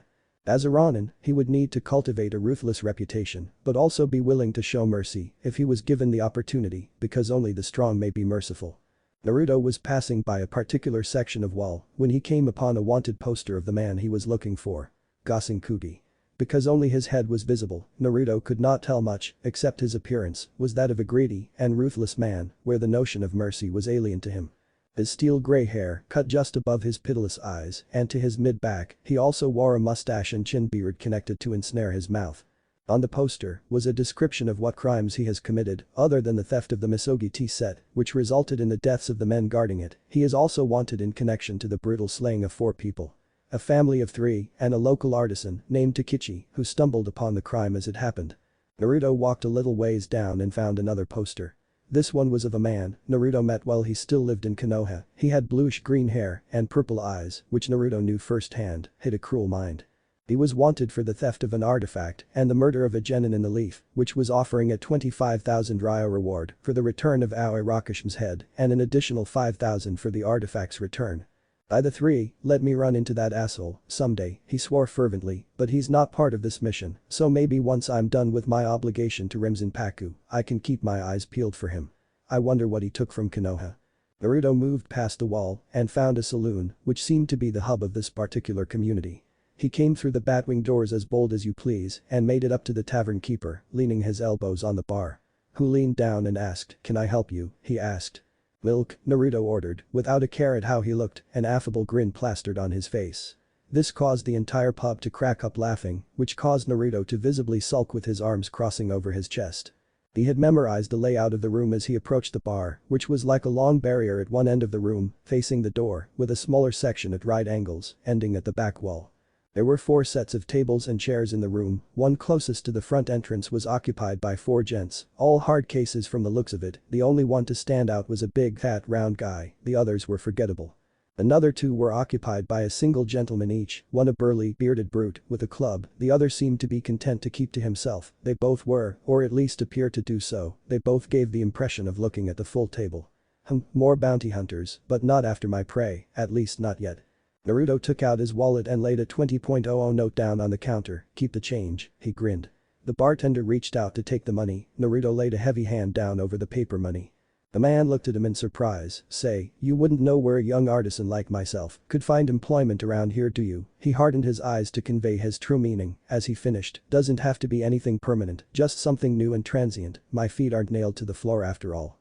The tavern owner knew what this kid was asking, and for him to ask indirectly meant this child was more shrewd than he looked, dangerous too. "There's nothing around here like that," Naruto's hand increased the pressure he placed on the bartender's hand, causing the adult male to wince, but there are rumors of an outfit passing through this way, sometime tonight. Naruto, still keeping an affable expression on his face, tightened his grip on the older man's hand, scrutinizing his features, and finding no deception, loosened his grip on the man. The bartender took his hand back and began to get Naruto's milk ready. Naruto was about to put his wallet away when a presence approached him as he spoke to the bartender, grabbed his hand in what to some adults would be a vice-like grip. Naruto looked at him, more curious than anything. "You shouldn't carry such a big bag of coins around," the fat guy began, "it ain't safe." "Why don't I do you a favor and hang on to it for you?" he asked, not really hiding his true intentions. "You wouldn't want one of these ruffians getting his paws on your dough, would you?" "Hey, hurry up, man," another of the men from the table called, getting impatient, "these cards are getting cold." That guy, thinking he had the upper hand, looked away from Naruto, who just studied him like one would examine an obstacle in one's path and determining the best way to remove said obstacle. "I'm coming," fat guy called back, "just keep your pants on, you want some of this money or not?" Naruto's affable grin returned to his face, this one had an edge to it, though. "No, you're right," he stated, sounding like he was the most agreeable person in the world. Fat guy turned back to Naruto, surprised at what he said. "It's not safe for you to keep your hand on me," Naruto stated, "not when I can do this." Naruto quite easily broke the asshole's grip on him, which surprised fat guy, which was more than the shinobi needed, because still maintaining contact, Naruto gripped the man's wrist and using fat guy's arm as a lever, while sweeping his legs out from under him, brought his head slamming face first into the countertop. The man was dazed, his nose and face were a bloody mess, but Naruto was not finished with him, quickly putting his money pouch away, Naruto pulled the man back and into the middle of the room. Fat guy's face had a literal crease in the shape of the bar's edge, such was the force Naruto's maneuver imparted on the giant man, running from forehead to chin. Naruto began punching the man all over his torso, he was not just wailing on him though, his knowledge of anatomy, plus what he learned from Hyun-sensei and Susumu-sensei's clinic, taught him that the same places he would handle gently when healing, could also be used to destroy someone when you wanted to hurt them. Naruto was not doing anything permanent to the big ox, but he would be down and out of commission for a few weeks. Healing, when done without medical chakra, could be just as painful as receiving the injuries themselves, because it took longer. What Naruto was doing was making an example of fat guy, establishing a baseline of pain to anybody else who would see him as prey. When Naruto was finished, he stood back and fat guy just stood there, then like the felling of a great oak, the big oaf keeled over to the side. The entire establishment was silent, the other 3 friends of fat guy and the bartender just looked at the scene with slack-jawed wonder, they had just watched a kid take apart the biggest guy in town with ease. He turned to them and threading fingers together, he cracked his knuckles as he stared at them with no emotion showing in his face, like a predator at his prey, and asked, in a monotone voice, "Who's next, boys?" The other 3 at the table scrambled to their feet, picking up their winnings from the table, and hurried out the door, without even looking at their fallen comrade. Naruto turned his back to his downed enemy and walked back to the bartender. "Where's my milk, pub guy?" he wondered. The bartender jumped to get Naruto's drink and delivered it to him with shaking hands. Hey, dude, no need to worry, Naruto stated, looking the man in his eyes. I'm no psycho, nor am I a bully. I'm just a journeyman metalsmith looking for certain work. Naruto ducked his head humbly. I just also have a side business, which you only saw a small portion of just now. If you treat me with any respect that I earn in either trade, then we will not have issues. I don't like the taste of alcohol, so I doubt I'll ever order it in places like this, he added with a grin. It tastes like I'm drinking out of a toilet whenever I drink booze. I also, despite my sideline, never go back on my word, he stated, getting deathly serious for once, and I promise to always pay each kindness in kind and visit each slight into the teeth of the miscreants. Remember that, he ordered, and the bartender nodded frantically as Naruto picked up his milk and drank it down fast. He turned and walked toward the entrance. As he was passing the burly fellow at the table, he stated in a low voice, "The fellow on the floor is my gift to you, and a warning, I'm after specific work." He's nodded, "Stay out of my way, and you won't have to join him in Dreamland or meet the three." Understand, Naruto did not wait for the man to answer him before he walked out of the Batwing doors. Once outside, he noticed the wary glances coming from the other citizens of this place. Fat Guy, it seemed, had a formidable reputation among the residents of this town. It seems that old prison meme is accurate. To get a measure of respect, one needs to walk into a new place and take on the biggest guy in the place and beat him. Maybe, Kekkei no Kitsune agreed, but that mentality only holds true for criminals, prisoners or former prisoners, and I believe the citizens of Baseki are a mixture of the first and third of those options.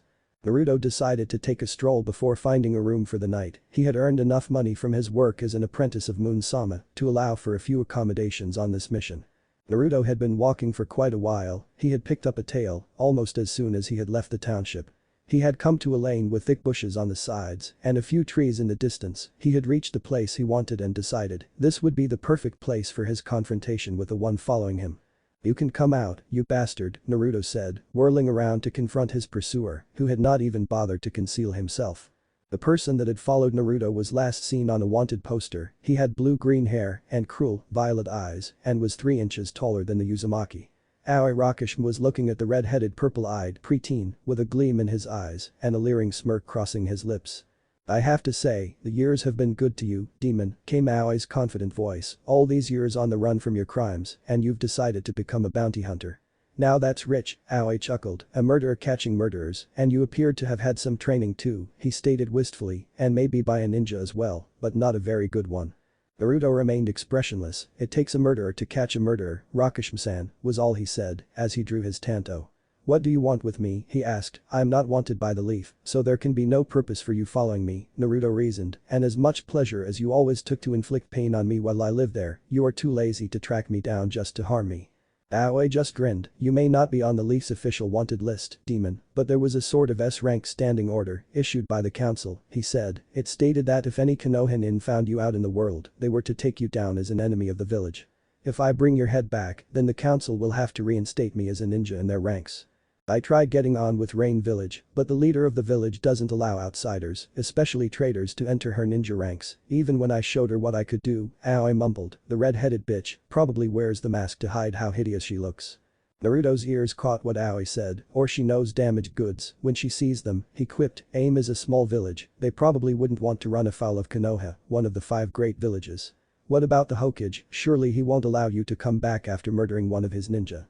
Aoi's mouth twisted into a sneer. "The Hokage has become little more than an ineffectual old man. He's just short of being a figurehead these days. The real power is in the council now." Then he sniggered and looked at the redhead in front of him. "Another reason I followed you out here is because I know you are on a mission to collect Gosenkugi's bounty. And I felt the need to kill 2 birds with 1 stone. I eliminate you as competition and get a chance to go back home," he grimaced, "though I may have to endure some measure of abuse from Marino-san, it was his brother I killed after all." Aoi suddenly launched a flurry of shuriken, which Naruto dodged quite easily and flung a few of his own back at the Nukenin, but they did not come from the pouch at his waist, they came from within Naruto's arm and were moving with pristine accuracy because they left a scratch on Aoi's cheek. Aoi hissed and Naruto quickly closed the distance. He brought his tanto into play, aiming a slash at Aoi's flank. There was a sudden puff of smoke and Naruto was just slicing into a log. Of course it was a substitution, one of the most basic skills of ninjutsu. Aoi appeared behind Naruto with a humming blade, made of condensed lightning, raised and was already coming down on Naruto. "This is the end for you, demon," Aoi shouted, then snarled, "Go back to hell, where you belong." The Raijin no Ken sliced Naruto into 2 glowing pieces and from the distance one heard 2 chunks hitting the ground heavily. followed by wailing as if all of creation shuddered as Naruto fell. It was nighttime in Stone Country and a full moon night as well. All the residents of Beseki had long since sought out their beds. Yet, not all activity in Beseki had ceased because walking through town on a pilgrimage was a monk, trailed closely by his 4 disciples. These monks, however, were not what they seemed, for out in front of them as plain as day was a man with steel gray hair reaching to his mid-back and carrying 2 long bundles over his shoulder. The 4 disciples kept their faces covered and seemed to be interchangeable.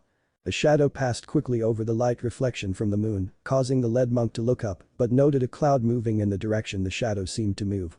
He turned back to the path in front of him, thinking no more on the subject. In a small alcove between 2 buildings, a man stood watching this band of monks move through the streets of Beseki without stopping and into a pass leading out of town. The man, wearing a shoddy, wide-brimmed hat and a ratty cloak, had blue-green hair and purple eyes and had a smirk twisting across his lips. He waited for the group of monks to pass his position before following them at a discreet distance. The pass was a ravine with walls higher than the ones entering Beseki. Looking down, one would notice that the lead monk had shifted his position to be in the center and his subordinates were in a 2x2 formation of protection. The cloaked man watched and followed them, his serious expression that of a professional devising strategy to trap his target. The monks rounded a bend as the man on the ground lost sight of them and hurried after. He rounded a turn after them but found himself coming face to face with the 4 henchmen standing silently in Aoi's path. Aoi Rakishim smiled in resolve, "I'm hunting bigger game, but I don't see him." "Quiet," came another voice to Aoi's side, "you opportunistic jackal," and Gassen Kugi jumped down from his perch, high upon the ridge wall. "I was wondering when you would make your move, Nail-san." Aoi's lips had a smile on them, as if he knew something his prey did not. "Unfortunately, I have an important task that needs attending to," Gassen Kugi answered, "time is money, so let's kill you as cheaply as possible." Thus saying, the nail reached into his front pouch and pulled out a handful of his namesake and tossed them high into the air. They came down like rain from the sky, landing point first in the ground. Then they drove themselves into the earth and disappeared. As this happened, Gassen Kugi made a hand sign, saying, "Ninja art. Torpedo nail." Aoi drew a metallic blade from his cloak. It was a dual-colored blade, the edge was a silver hue, while the backside was a bluish-green color, the same shade as his hair. Gassen Kugi, "It's over." Aoi took a step to charge his foe when a nail drove itself up and through his sandaled foot. Aoi appeared to grunt in pain as his other foot came down and another nail drove into that foot. The 4 henchmen took this as their cue to go on the offensive and charged toward the hapless Nukkinen. Gassen Kugi stood at the side of the brawl and waited for the inevitable conclusion when from above he heard what could only be described as a high-pitched whistling sound.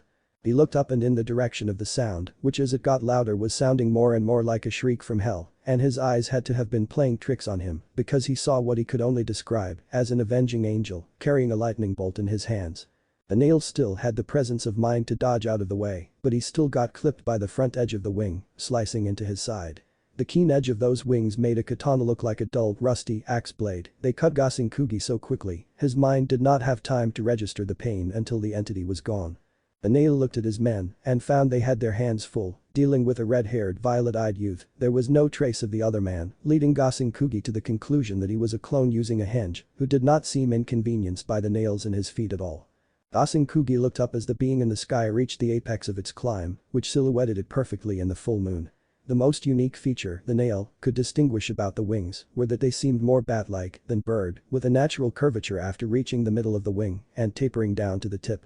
The wings were located at the center of gravity along the back and rippled out along the expanse, with concave sections on the trailing edge. In all, the creature had a 25-foot wingspan and a unique tail design with 2 sets of fins. One pair of fins connected the body of the creature to the tail, used for fine control during flight. The last pair of fins ended at the tip of the tail, which was rather flexible as the creature tucked it into its body as it keeled over in midair. The fins in the tail were obviously used for split-second turns as it dove directly for Gassen Kugi's position. Gassen Kugi was running as fast as he could, zigzagging erratically to prevent the fiend above from targeting him.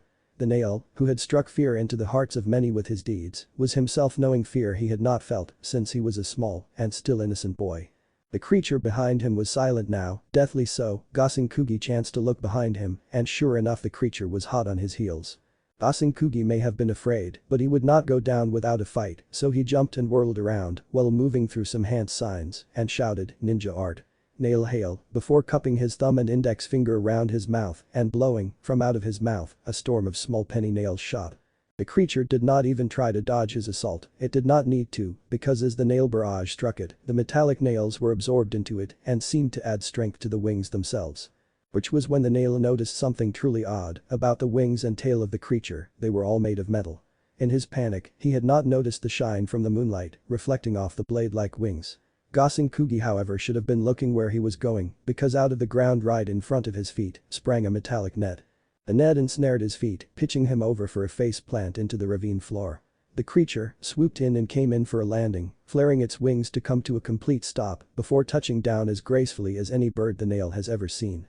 Finally, Kugi got a good look at its face, the head with its narrow pointed snout and long ears looked like that of a fox.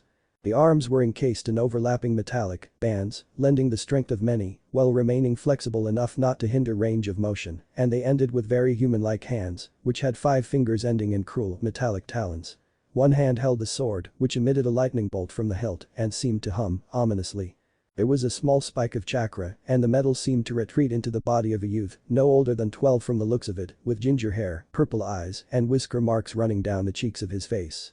The humming blade, now that Kugi got a good look at it, was familiar to him, at least from the descriptions he had heard about it, the Raijin no Ken, sword of the thunder god, the Nidame's blade. Kugi returned his attention to the hand holding the blade, looked into the young man's eyes, and saw his death. "No, please, have mercy on me, I'll give you anything," the coward pleaded with the boy, hoping youth still allowed him the naivety to spare his enemies. It did not. "Spare you," the young ninja scoffed, "have mercy, I wonder how many of your victims begged you for the very same thing you're begging me for now." One who showed no compassion for others, Naruto stated as he raised his blade, "Will never know such a thing at my hands, perhaps Sanba no Hashira, 3 pillars, will show you mercy when they reincarnate you as a worm." At that, Naruto brought the thunder blade down, the cut was clean and precise, the only mercy Naruto would grant to this man was a quick death. Flashback. Naruto had been walking for quite a while, he had picked up a tail almost as soon as he had left the township. He had come to a lane with thick bushes on the sides and a few trees in the distance. He had reached the place he wanted and decided this would be the perfect place for his confrontation with the one following him. "You can come out, you bastard," Naruto said, whirling around to confront his pursuer, who had not even bothered to conceal himself. The person that had followed Naruto was last seen on a wanted poster, he had blue-green hair and cruel, violet eyes and was 3 inches taller than the Uzumaki. Aoi Rakashima was looking at the red-headed purple-eyed preteen with a gleam in his eyes and a leering smirk crossing his lips. "I have to say, the years have been good to you, demon," came Aoi's confident voice, "all these years on the run from your crimes and you've decided to become a bounty hunter. Now that's rich," Aoi chuckled, "a murderer catching murderers, and you appeared to have had some training too," he stated wistfully, "and maybe by a ninja as well, but not a very good one." Naruto remained expressionless. "It takes a murderer to catch a murderer, Rakashima-san," was all he said as he drew his tanto. "What do you want with me?" he asked. "I'm not wanted by the leaf, so there can be no purpose for you following me," Naruto reasoned, "and as much pleasure as you always took to inflict pain on me while I lived there, you are too lazy to track me down just to harm me." Aoi just grinned. "You may not be on the Leaf's official wanted list, demon, but there was a sort of S-rank standing order issued by the council," he said. "It stated that if any Konoha found you out in the world, they were to take you down as an enemy of the village. If I bring your head back, then the council will have to reinstate me as a ninja in their ranks.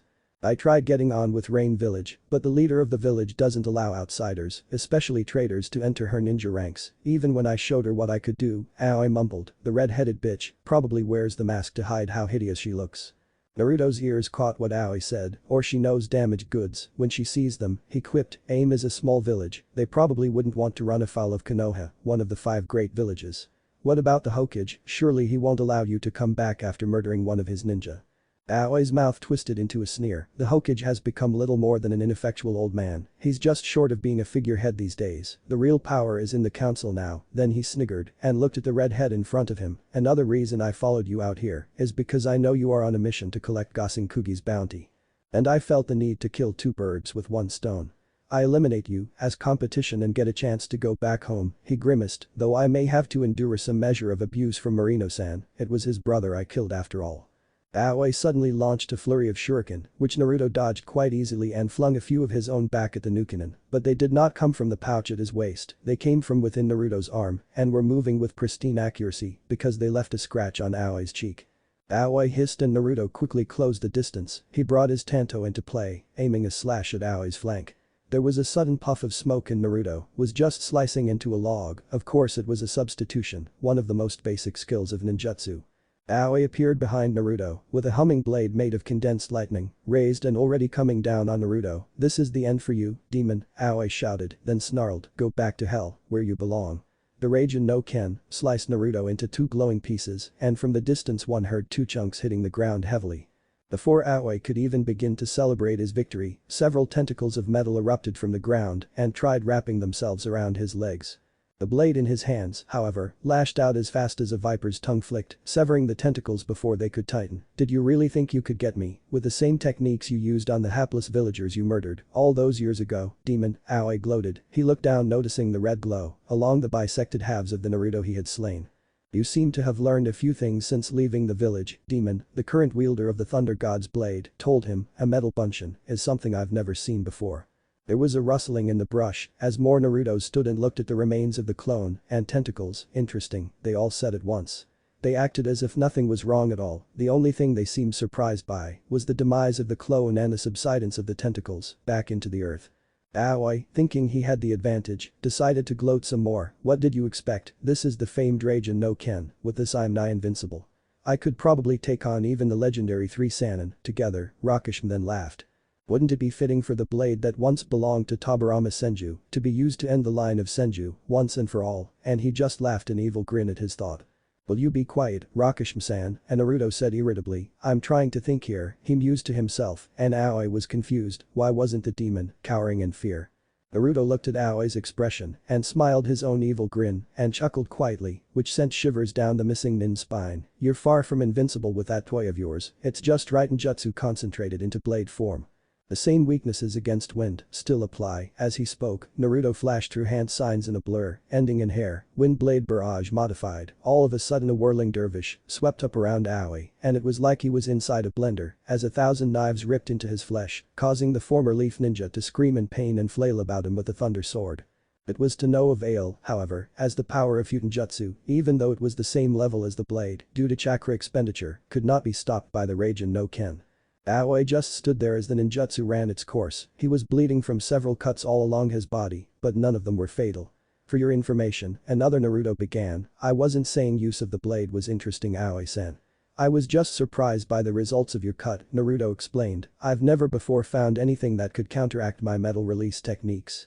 They're a bloodline select, combining earth, fire, and wind chakra," he explained. "It's quite fascinating because the metal isn't just dead matter, it seems to actually come alive when I manipulate it. The molecules seem to configure into the shape of proteins, which causes them to act like living tissue. The sensations pass back to me and I can manipulate the metal as easily as I move my own body. The clones share my consciousness and anything they learn passes back to me when I return them back to the earth. When you killed that clone at your feet, everything he learned while he was alive passed back to me. I didn't know that was possible because I've never found any method capable of destroying them.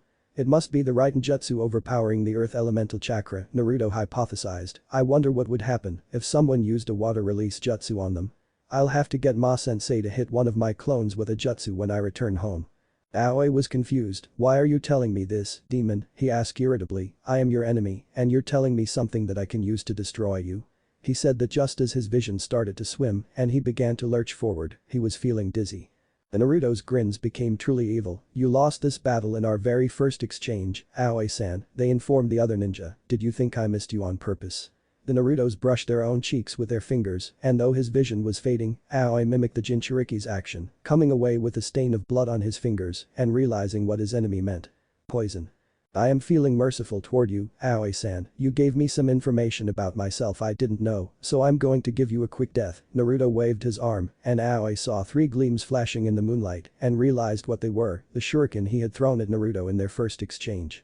The throwing stars should have lost momentum long before now. "That's one of my Kekkei Genkai, Aoi-san," and Naruto answered his unspoken question. "Magnet release, like the Shodaime Kazukiage. I was keeping them in reserve if my poison didn't work. I wasn't going to kill you, I was going to pack you into a storage scroll and mail you to Ibiki-san, the head of T&I. I think he would have enjoyed his work once he had you in his tender mercies, but I'm thanking you for providing me with valuable information on my metal release. By giving you the quick death he would have you begging for murdering his brother." Despite his weakened condition, Aoi was still on his feet when the shuriken he threw at Naruto to distract him, while Aoi set up his Kawarimi to get behind the demon, buzzed through his body. All three were moving faster than sound. At those speeds, the bones of the body were just a suggestion. One went through the skull like it was not there, and the force cleaved the brain in half. The other two entered the body at neck level, which cleanly severed the head from the neck. He was dead in seconds and felt no pain as he passed to the three. Naruto searched Aoi's body for anything useful, sealed his head away, and picked up the Nidame's blade. I'll give this back to Tsunade-sen when I get back, it is her family treasure after all, and the leaf obviously cannot be trusted to keep it safe. Then looking down at the body, sighed, I might as well perform a hunter nin ritual. There's no telling how many secrets his body has, any one of them could bring down Konoha, and as long as my one precious person lives there, its strength is a vested interest, he rationalized. Going through more hand seals, finishing with Tiger, Kaiten Jutsu. Chasm, fire release technique. Cremation, there was a short intense burst of flame over the remains of Aoi Rakashima, and when they subsided, he was nothing but a pile of ashes blowing in the wind. Flashback end. Gasenkugi's head, of course, was sealed away into a sealing scroll. He picked up the long bundles, opening them both. Inside were two swords, one was just your generic katana, not very special, it would fetch a good price from a dealer, the other however was a unique blade forged by a solid craftsman. It looked like a standard katana, but it was in the details where one saw the finishing touches. The blade started from the hilt as wide as a normal blade, but tapered along the edge subtly, but the grip was truly unique, it was a broad thick wooden club, perfect for clubbing someone over the head. As Naruto held the blade, images rose in his mind of the man who forged this blade. He was a swordsmith, and if he had lived, still may not have been world-renowned, but he was good at his craft. He picked up images of the smith's time while forging the blade, and the events that led to Takechi's death at the hands of Gasenkugi. The sword thanked Naruto for getting justice for its forger, and now the last of Takechi's soul that still clung to the blade could rest in peace. Naruto smiled and said in a whisper, rest, Takechi-san, let the three take you to where you are most needed, I'll keep this masterpiece of yours with me, as a companion on my journey. I like the option you provided to knock someone out or take their life, Naruto allowed a tear to fall from his eyes. Naruto also took Gasenkugi's pouch and found scrolls that contained his nail techniques, thanks nail, these jutsu will pair well with my metal release, he said to the man. He went through a couple of hand seals and said, solemn burial, the criminal was interred in a proper grave, and a modest tombstone was raised at the head of the grave. There was an inscription chiseled into it, which read, here lies Gasenkugi, the nail, the thief, the murderer. He died begging for mercy and received none. Time to go home, kid, came Kikbi's voice. Absolutely, my friend, Naruto said. Naruto was too tired to walk back to Rimzenpaku, so he decided to use his alternative means of travel. Naruto deployed his wings again and took off, soaring through the sky.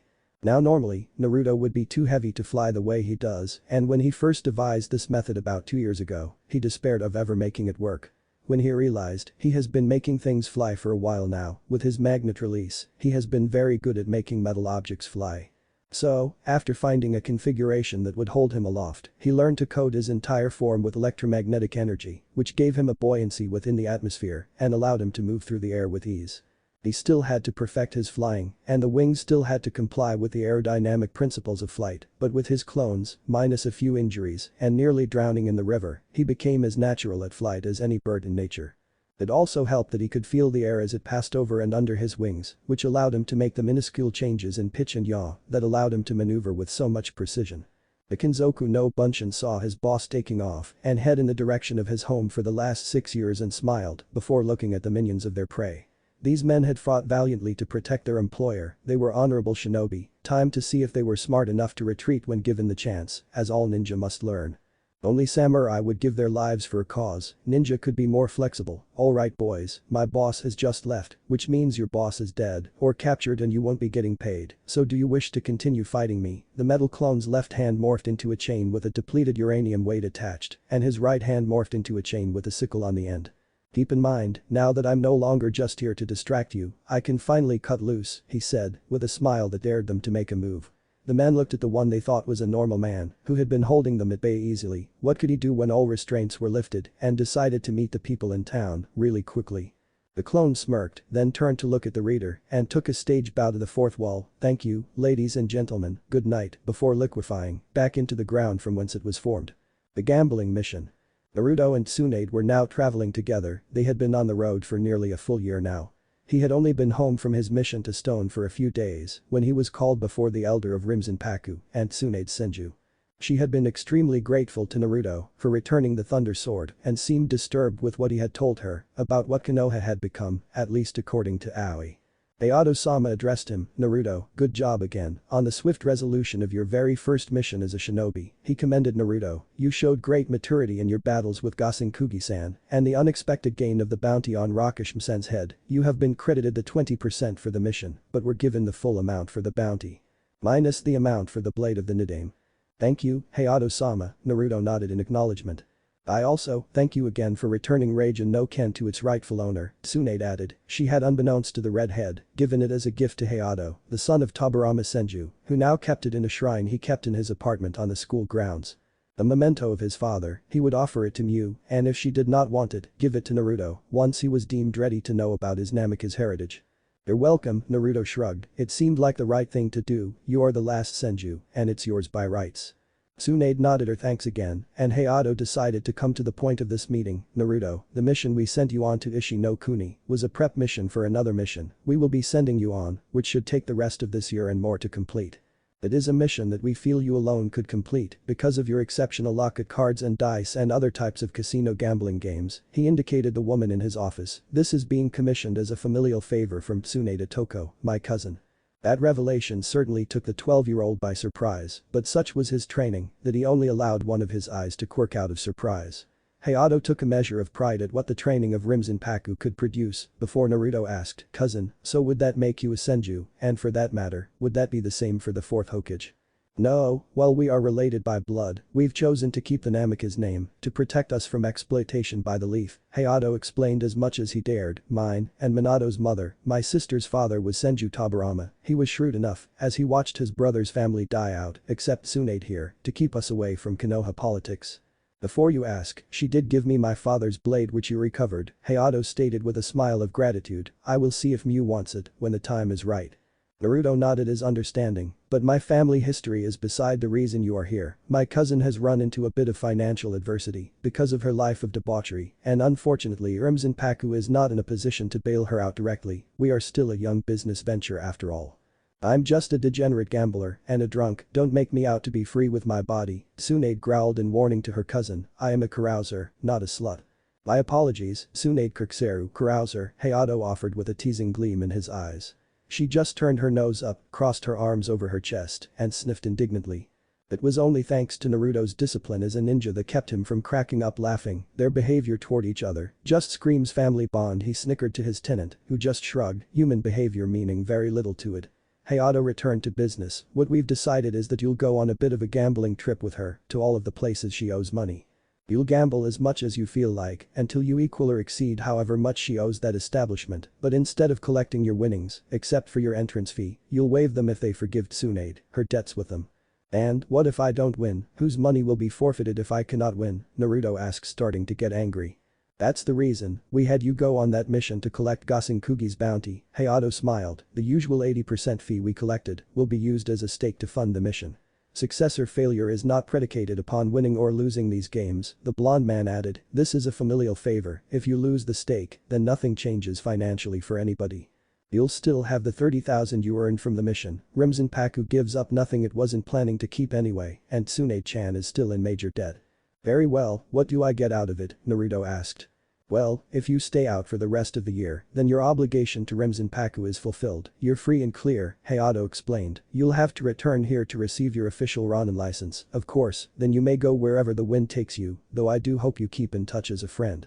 "As for what you'll get from me, Naruto-san," Tsunade answered, "I have agreed to train you as my apprentice in shinobi work and as a medical ninja. It'll be something besides the standard ninja work you can offer your clients as you go forward. It'll be an extra source of income at the very least, in addition to your journeyman training as a metalsmith. There is never a shortage of the ill and injured, Naruto." "What do you say?" Tsunade asked, with a seductive grin as she saw his eye twitch. "Do you accept the mission?" Naruto closed his eyes and calmed himself and considered the offer. Of course accepting the mission was never in doubt, his contract with Rimzenpaku prevented that, but to be trained by one of the three legendary Sannin and top Ishinin in the world was a dream come true for him. But he had to be mature as he accepted, a true ninja does not let their emotions get the better of them. I accept, of course, and I'll stay with you for as long as it takes to clear up your debts, no matter how long it takes. She grinned brightly as he accepted the mission. He was not finished though, but you cannot do any more gambling, for as long as I'm with you. You pick up so much as a pair of dice, or a card for anything other than just for fun, and no stakes, then we stop, and you still continue to train me for as long as I feel like being your student. Naruto held out his hand for her to shake. Do we have an accord, Tsunade-san? Tsunade had a light smile on her face as she looked at him, then raised her hand and grasped his. Yes, and I agree to your terms, then reached for the necklace around her neck and pulled it out of her bodice, and to make sure I keep my bargain, I offer this necklace, it belonged to the Shaddai, my grandfather. If I break our deal, I will not only allow you to remain with me as long as you wish, I will give you this necklace to do with as you see fit. It's worth quite a lot, intrinsically and subjectively, some could say it's worth as much as 10 villages. To me it's priceless, I mean, if I wanted to, I could have sold this to a collector and paid off all my debts with interest and have enough left over to buy a substantial plot of land and live comfortably for the rest of my days, but it's yours if I break my word and gamble before you're finished getting me squared away financially. Those are my stakes, by the three, Tsunade vowed solemnly. It has been almost a year since that time, and now, Naruto and Tsunade were on their way back to Rimzenpaku, so he can turn in this mission. In the time they have traveled together, the boy and the older woman have become incredibly close. For the first time in his life, Naruto had a best friend, Tsunade Senju. He knew everything about her, he had learned about her brother, Nawaki and fiancé, Dan Kato, she had told him about Dan's niece, Shizune, and where she had been for the year. He not only knew that her outward appearance was just a facade, but so was her old prunish shell too. It seems that the Uzumaki and Senju genes created a peculiar mix within her. She has, not only, gained the youthful vitality of the Senju clan, she also gained the longevity, the lifespan if you will of the Uzumaki clan, which she had educated Naruto all about. They even took side trips to Uzushio to visit their ancestral home. Tsunade does not age like most people in the world, she ages 5 times as slow as most living things in the world. What that meant, well chronologically Tsunade may have been in her mid-50s, physically and mentally in terms of brain health, she had just reached her mid-teens. She had the maturity and life experiences of an elder, she believed she could very well live to see her 500th birthday. In truth it was not just the genes in her body that she had, but the chakra given to Asura Otsutsuki by his father, Hagoromo, the sage of 6 paths. Who charged him with making sure the Rinnegan could never again be awakened. To that end, Asura was the founder of 2 clans, the Senju, to which he bequeathed the yin half of the 6 paths chakra, and the Uzumaki whom he gave the yang half, thinking they would never be brought together again. She wore the modified henge for vanity's sake and the shell of an aged woman to keep the likes of Jiraiya and Huin from creeping on her. Only her sensei, Sarutobi Hiruzen, knew what she truly looked like, and now so does Naruto, because at times while they traveled, and when he had gained her complete trust as a friend, she traveled without either guise, but as her true self. Not even Shizune had seen her without her shells. The first time she brought it down, the only thing he could say when he saw her physical beauty was, wow. This actually caused her to blush, such was how close she had come to this young man that she dropped her ninja bearing when he was around and acted like a girl. That's when they discovered something weird about Naruto. She went to give him a hug in her true form, something she had not done since Dan, but as she made contact with him, something happened. Naruto felt something within him awaken, something neither of them were expecting. Tsunade was expecting the normal reaction a male would achieve when gaining physical contact with an attractive female. Naruto was at that age after all, but while that did occur, that was not all. Well, they did not know it at the time, at least not immediately. They discovered that Naruto's metal sense when making significant contact with a similar genetic relative awakened the dormant or recessive genes of his DNA. In Tsunade's case, the genes she got from her Uzumaki and Senju heritage awakened in Naruto, also, though he did not know it, the product of the Uzumaki and the Senju clans. While hugging Tsunade, Naruto came alive, truly alive for the first time in his life, and he felt elated. Naruto laughed, but it was the kitsune inside him, after checking out what happened that told him, including the facts about the chakra, everything, except it only told him it was from the founder of both clans, not the name of the founder. Naruto, nor Tsunade, were ready for that information, yet. He was grateful, because he still loved AM, and he would not even think of letting her go at the moment. Naruto told Tsunade what had happened, relaying to her everything the fox told him. He was astonished that he was related so closely to Tsunade, and he wondered which side of his family it came from. That's when she told him she knew, but he had to wait for the full story, and it was not her place to tell him about his origins. So, instead of lying to him like some others, she was like the Kekkei, she knew where he was from, but came right out and refused to tell him, which earned her a permanent place of trust in his heart. Their training together could not be any tougher on Naruto, and he thought Rinzenpaku was tough on him, but well, they were tough on him and did not go easy on him by any stretch of the imagination, at least when compared to his other classmates. Tsunade's training took what he learned from Rinzenpaku and amplified it by 100%, and she was a tireless taskmaster too. She never let him rest until he reached the pinnacle of perfection with everything she had to teach him. She ran him like a drill sergeant in an Anbu boot camp, stressing him in not only the body but the mind as well. There were times, especially at first, despite their burgeoning friendship, when he seriously thought about murdering her. However, as time went by, he saw that he began to improve. Everything he was good at when he graduated from Rinzenpaku, he became great at, and the things he needed to work on before, he became perfect at now. His chakra control became equivalent to an elite Anbu, very close to Tsunade's own. In fact, his taijutsu she refined to be even better than before he left Rinzenpaku. Whether his shinobi skills or his training in medicine, Tsunade trained him thoroughly in everything she knew. She was even more of a slave driver about his medical chakra than about his ninja skills, taking him to task over even the smallest of mistakes. He learned so much from this woman, and together, they learned his metal release, allowed him to capture the platelets of the blood and caused them to coagulate faster at injury points. He could accelerate bone growth in a patient, healing broken bones in half the time it took nature to do it, and if he combined this method with medical chakra, it healed these same injuries even faster. Naruto could use magnet release to see inside patients and help diagnose problems that even medical chakra could not detect. She taught him about medicines, poisons, and other drugs and their effects on the body, even some that affected the chakra coils. By the time the year-long mission was coming to an end, Naruto was a qualified medical ninja, though his skill level only allowed him to stabilize a patient and get them ready for transport to a medical facility. Professionally, he was equal in skill to a civilian registered nurse, not yet doctor caliber, and certainly not ready to perform surgery. The focus of this mission was a complete success, with many surprises throughout the journey. The first month Naruto followed the plan laid out for him by Rinzenpaku. He entered the casinos and gambling parlors, played until he won twice as much as Tsunade owed to the place, then made a deal to forgive her debts to the place instead of collecting his full winnings.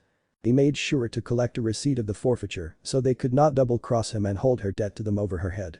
This plan held for most of the gambling dens he attended, though not for all of them. You see, there were some who took it as a source of pride that they had one of the legendary three by the nose and refused to budge on that subject. That was when Naruto decided to alter the plan slightly. He stopped being nice guy-san. Instead of playing until he had doubled Tsunade's debts, he played until the place nearly went bankrupt. Millions of Ryo could have been his for the taking, enough to live in the lap of luxury for the rest of his, now, very long life. Naruto, however, had his honor as a ninja, and ninjas stayed faithful to the parameters of the missions they were given. He was getting his payment and training. The bonus was coming from making a lasting friendship with Tsunade. When a casino, gambling parlor, or gambling den reached the point of bankruptcy, they begged with their heads bowed to the floor for him to stop, and only once they agreed to forgive Tsunade's debt and he took double the amount he began playing with did he forfeit his winnings. Hey, he was honorable, he was not stupid, he still collected some profit, he would even share his winnings with Rinzenpaku. The 80-20% split was a part of his contract with them, of course, plus they were like a family to him, he wanted to see them succeed. There were some who tried to use force to evict him or get him to stop playing, but that quickly came to an end when the two ninja broke their bouncers, thugs, and henchmen. They never killed anybody, at least during those first few months. He and Tsunade even took time to heal them back to reasonable health, for a fee of course, before departing to the next destination. For 10 months, Naruto's Get Tsunade Out of Debt mission went like that until at one of Tsunade's highest debtors, he found something infuriating: they were cheating. He did not know if they had been this way when Tsunade passed through here on a gambling binge, but from the amount she owed them, 7 figures, he very much suspected they were. The dice were weighted, the balls were metallic and magnetized. It was run by a man named Seong, a greasy and unkempt man who seemed to take a sadistic pleasure in ruining people's lives. Naruto and Tsunade entered the place, and they already had an uneasy feeling. The last time Tsunade had entered this place was last year, on the day of Nawaki's birthday. Needless to say, she had been as drunk as a daimyo and did not notice the feel of the place. From the looks of things, it was just like any other of the same type of establishment they had been to 100 times, but they could feel the corruption of the place like a sixth sense. Approaching them in a dark blue long gown with wide sleeves that allowed his arms to be tucked inside was a balding old man. What hair he had fell to be even with his shoulder blades. His bald pate had liver spots and his eyes looked like a pair of egg yolks that have been fried in grease. He was obviously a professional drinker. The rest of him reminded Naruto of a rat, with his pointed nose, wide ears and stooped posture. He seemed to wring his hands and look around himself in a furtive manner, always wary of an attack it seemed. The old man came close to the pair at the entrance, his eyes glittering with greed and an avaricious grin on his face. Well, Tsunade-chan, welcome back to my establishment, the man greeted, have you come to pay back your debts to me? Tsunade returned his grin with a false one of her own, not today, Seong-san, she replied, then laid an affectionate hand upon Naruto's shoulder. I have merely come to introduce my latest apprentice to the wonders of gaming and thought this would be a good place to begin. What do you think of that? Tsunade asked. Seong's grin became positively predatory, and if anything the wringing of his hands became more pronounced. Why yes, my place would be as good a place to start as any, I dare say this would be a good lesson at the very least. The old man put a grandfatherly arm around Naruto's shoulders, who had to suppress the urge to shudder and gag, in that order. The shudder was for being so close to a man of vile corruption, the gag was for being within the miasma of Seong's stench, it was not merely his eyes that reminded Naruto of eggs. Seong showed Naruto to a small stakes craps table, and if it were not for his fox senses, Naruto may have missed the discreet nod he gave to the dealer who smiled. Naruto put a modest sum of 30 ryo down as his first bet for the evening. The dice were passed to the red-haired boy, who rolled them in his hand for a few seconds before tossing them and winning, which was something he expected, but as he looked over at Seong and the dealer, he saw that they also expected him to win.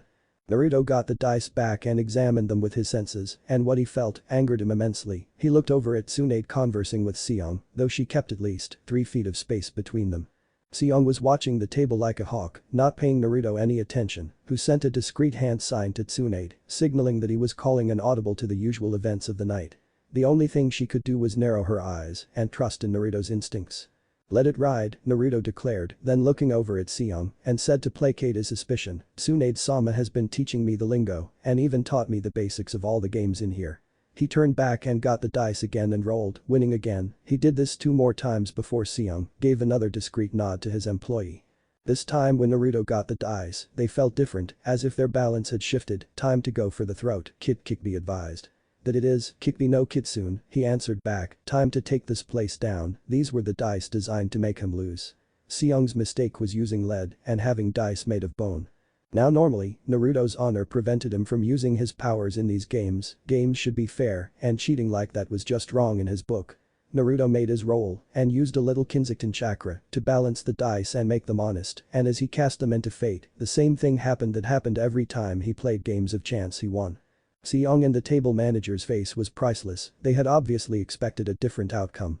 Tsunade was starting to suspect the same thing Naruto discovered a few minutes ago. Something wrong, Seong-san, she asked feigning concern. He caught himself and turned to face the Kenweichi of the Sannin, his grin this time was wan, no nothing's wrong, and winced as Naruto won again, replied some more, but in a pained-sounding voice, everything is quite alright. As Naruto won again, Seong hurried over to the table, grabbed the dice from the dealer's hand, and turning an accusatory glare at Naruto asked brusquely, where did you get these dice, boy? Naruto looked confused, these are the dice your dealer gave me. Why, did he give me cheater dice? He turned an accusatory glare on the dealer. Seong looked hard at his employee, who glared right back, daring the old man to say something. He knew the only reason his men worked for him was the money they earned here. It certainly was not because he was an easy boss to work for, that was for sure. The old man thrust the dice back into his dealer's hand and stalked off, and Naruto continued to play, he never lost, not once. He cleaned out that first table and moved to the next table, another low-stakes craps table.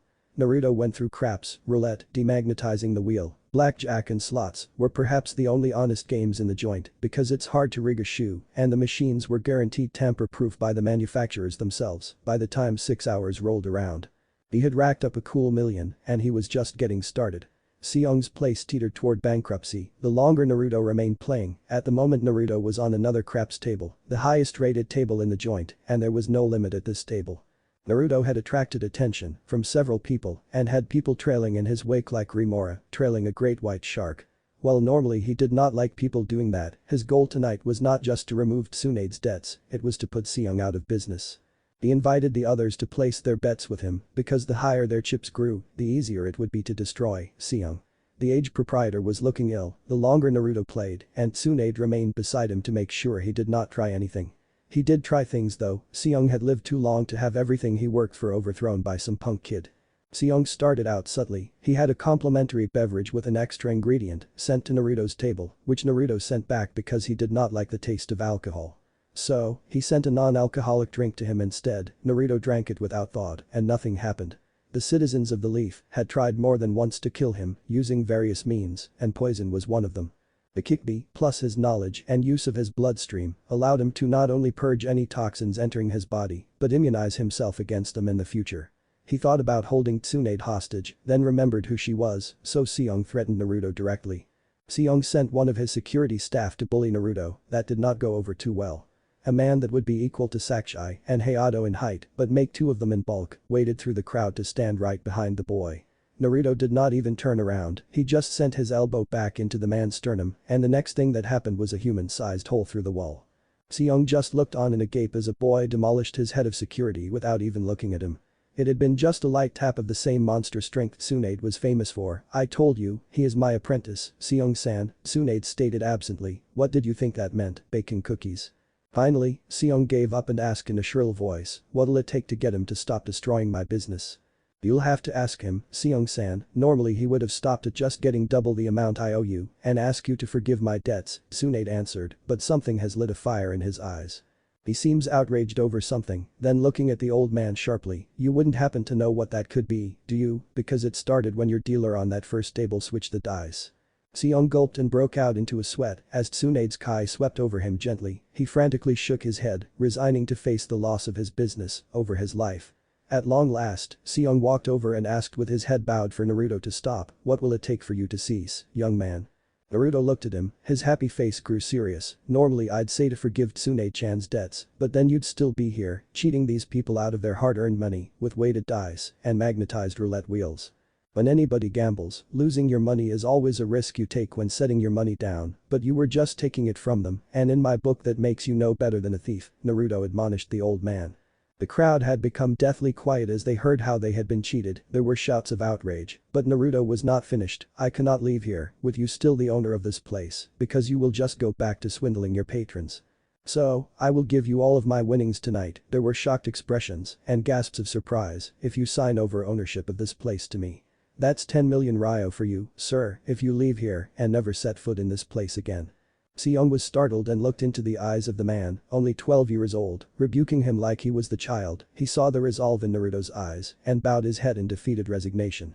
Seong signed over the title to the land and the buildings that sat upon them to Naruto Uzumaki and Rimzenpaku Incorporated. As owner, Naruto not only forgave Tsunade debts, but did so to everybody he found in the ledger with read by their names. He could not know which of them lost for real and which were cheated, so he issued a blanket forfeiture across the board. Of course, he allowed everybody to keep what they won, but he closed the casino until he could hold a meeting with his business partners about what to do with it. The rest of the trip was uneventful compared to that little episode and was in the end quite successful. They had succeeded in clearing out the rest of Tsunade's debts and had completed that part of the mission a whole 2 weeks earlier than planned. They were walking down the street of the village of Two Rivers, it felt like the end of an era for Naruto. This was the closest place he had ever come to having a home in 6 years. Tsunade was looking at him out of the corner of her eye. She knew that look, it was the expression of someone not knowing what they wanted to do now that they had a whole world at their disposal. She also knew what question he wanted to ask as he opened his mouth, "So now that you're debt-free, what are you going to do now?" "Going back to gambling," he assumed, "now that our contract is about to be concluded, you'll be free and clear to go back to that." Tsunade sighed and shook her head, "No, I won't be doing any gambling, at least not with such small stakes as money. I'll be gambling with lives now," she told him, and at his confused look, "I was deeply disturbed by what Ichiraku told you has become of my grandfather's dream. He said the Konoha was being more or less run by the council, and Sensei is being an ineffectual leader as the Hokage. That just will not do," she said, with passion in her eyes, "so I'm going back into the Leaf and take over the office of Hokage.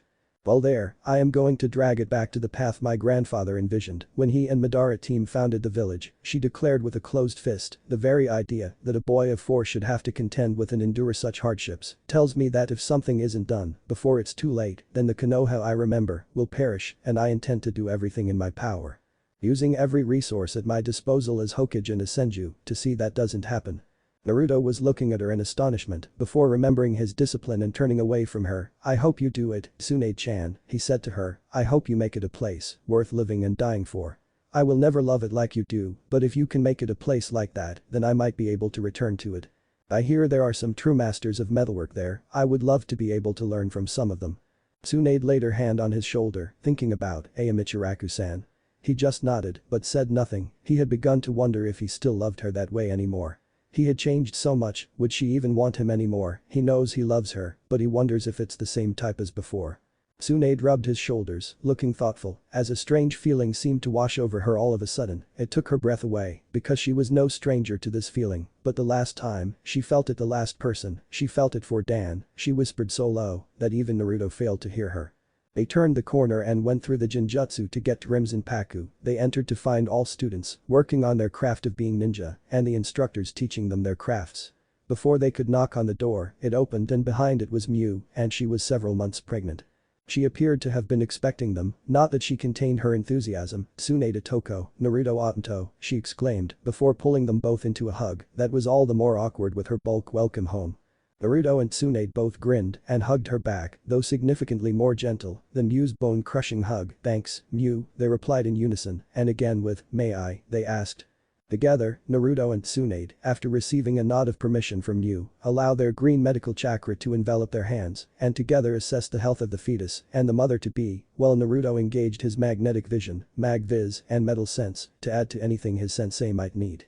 "Wow, you're coming along nicely, Miu-chan," Tsunade judged. "Not only are you as healthy as a bull, despite being 6 months pregnant, but your baby's progressing very well, too. Did you want to know the gender?" she asked when Naruto added his analysis. "Genders," Naruto corrected. They looked at him in surprise, but he just nodded at his own analysis. "There are 2 magnetic signatures within you, Muane, and I'm sensing 2 different blood signatures besides your own." He stopped his probes and extinguished his chakra as he looked up and smiled at Miu's expression. It was a mixture of elation and consternation, but from behind her came another voice. "Don't worry about it, Imtotsuma, you know our husband will be there for us, and we'll be there for each other," came a brunette's voice. Another of Naruto's sisters, the one he arrived at Rimzenpaku with, Kanamain. Naruto was astonished because she was swollen with child as well. "Well, it seems you two have been enjoying your husband immensely since I've been gone," he snickered, and they both blushed. Tsunade quirked an eyebrow. "Husband, as in one man?" "Yep," Naruto just confirmed with a big grin. "You see, Tsunade-chan, I arrived here with Kanam here when she and her cohorts, calling themselves the Three Pillars, tried to rob Susumu-sensei." "Really?" the elder blonde asked. Naruto just waved her off. They entered the house and were taking off their shoes. "It's a story for another time. Anyway, Miu and Kanam became closer than sisters, but later, ended up falling for the same man." He grinned admirably, but instead of letting such a trivial thing as a man divide them, they decided to share him, and now the lucky SOB. As 2 beautiful wives, Naruto looked into the distance. He must be in paradise. The 3 women in the room shared a look of derision and together said, "Men." Tsunade reached over and flicked his ear, causing him to squeal and clutch the offended body part. "That would never work for me," she said as she walked on by, "as casual as you please. I've never been very good at sharing my toys with others." "Huh?" Naruto wondered, but the other ladies shared a look and giggled. It seems they were witnessing the start of a very interesting campaign. They showed Naruto into Hayato's office. Tsunade was already there, before leaving to go do other things, but not before he called out, "Kanamna-chan, if you stick close, Tsunade-chan and I will give you and your baby a checkup when we're done." The brunette bowed but remained silent as she left. Her reverence for Naruto knew no bounds. In her mind, meeting him was the single greatest event that ever happened to her. It led her here to her husband and sister wife, and the prospect of motherhood. If Naruto had not been taken when he arrived here, she would have tried to be with him. Once they were alone, the elder grinned his pleasure at seeing him, and his words matched his expression. "Welcome back, Shinobi-san," he beamed.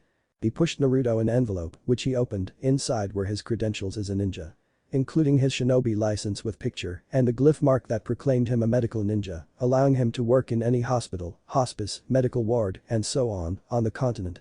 He just grinned and vanished them to the safe place all ninja keep their licenses and credentials. Then bowed solemnly to the man who was his father in every way but blood. The bow conveyed his respect for Hayato, his gratitude, but most of all concealed his tears. "Some ninja, I'm on the verge of bawling because I finally attained my true freedom from my past." There was a clank on the desk and he raised his head to find Hayato laying the Raijin no Ken on the desk in front of Naruto. He looked astonished. "Isn't that for Miu-chan?" Hayato shook his head. She didn't want it and said it should go to the heir of Tabarama Senju that recovered it. "What?" Naruto asked in puzzlement. Hayato sighed. "Sit down, Naruto-kun. It's time you learned the whole truth about your family, specifically, your father's family." Naruto thought his quota for surprise had been reached today. He was proven wrong by the next thing Namikaze Hayato told him. "You are the son of the Yondaime Hokage, Minato Namikaze." It was dark in the land of fire, tonight was a new moon, and the night was made even darker by the curtain of tree trunks and branches that were blocking even the tiny illumination provided by the stars. Darkness by itself is no danger, on most nights there would be sounds, the chirp of crickets, the hoot of an owl, even the sound of an occasional snap of a twig. Tonight, however, the natural inhabitants of the forest were utterly silent, and still, there seemed to be an ever-present air of menace, covering these woods with a stink of danger. The denizens of this forest knew that death was on the hunt and he was after specific prey, none of them wanted to make the hunter change his mind about adding them to his menu. The hunter's prey had silver hair, but not from old age, merely a quirk of his family genetics. His attire consisted of a navy blue long-sleeved shirt, under a standard issue, grey flak jacket, with shinobi trousers and ninja sandals. Normally, on his forehead, a Hittite would be there with a stylized leaf insignia in the center, but as of 12 hours ago, and one dead Chunin, his former best friend, later, he was no longer affiliated with the ninja of Konoha. For the last 6 months, things in the village had gone downhill fast. Ever since that woman had returned to the village things had begun to change, and not for the better in his opinion. He had just been about to leave the ninja corps and gain a cushy seat on the village's ruling council when that woman abolished the civilian body of councillors.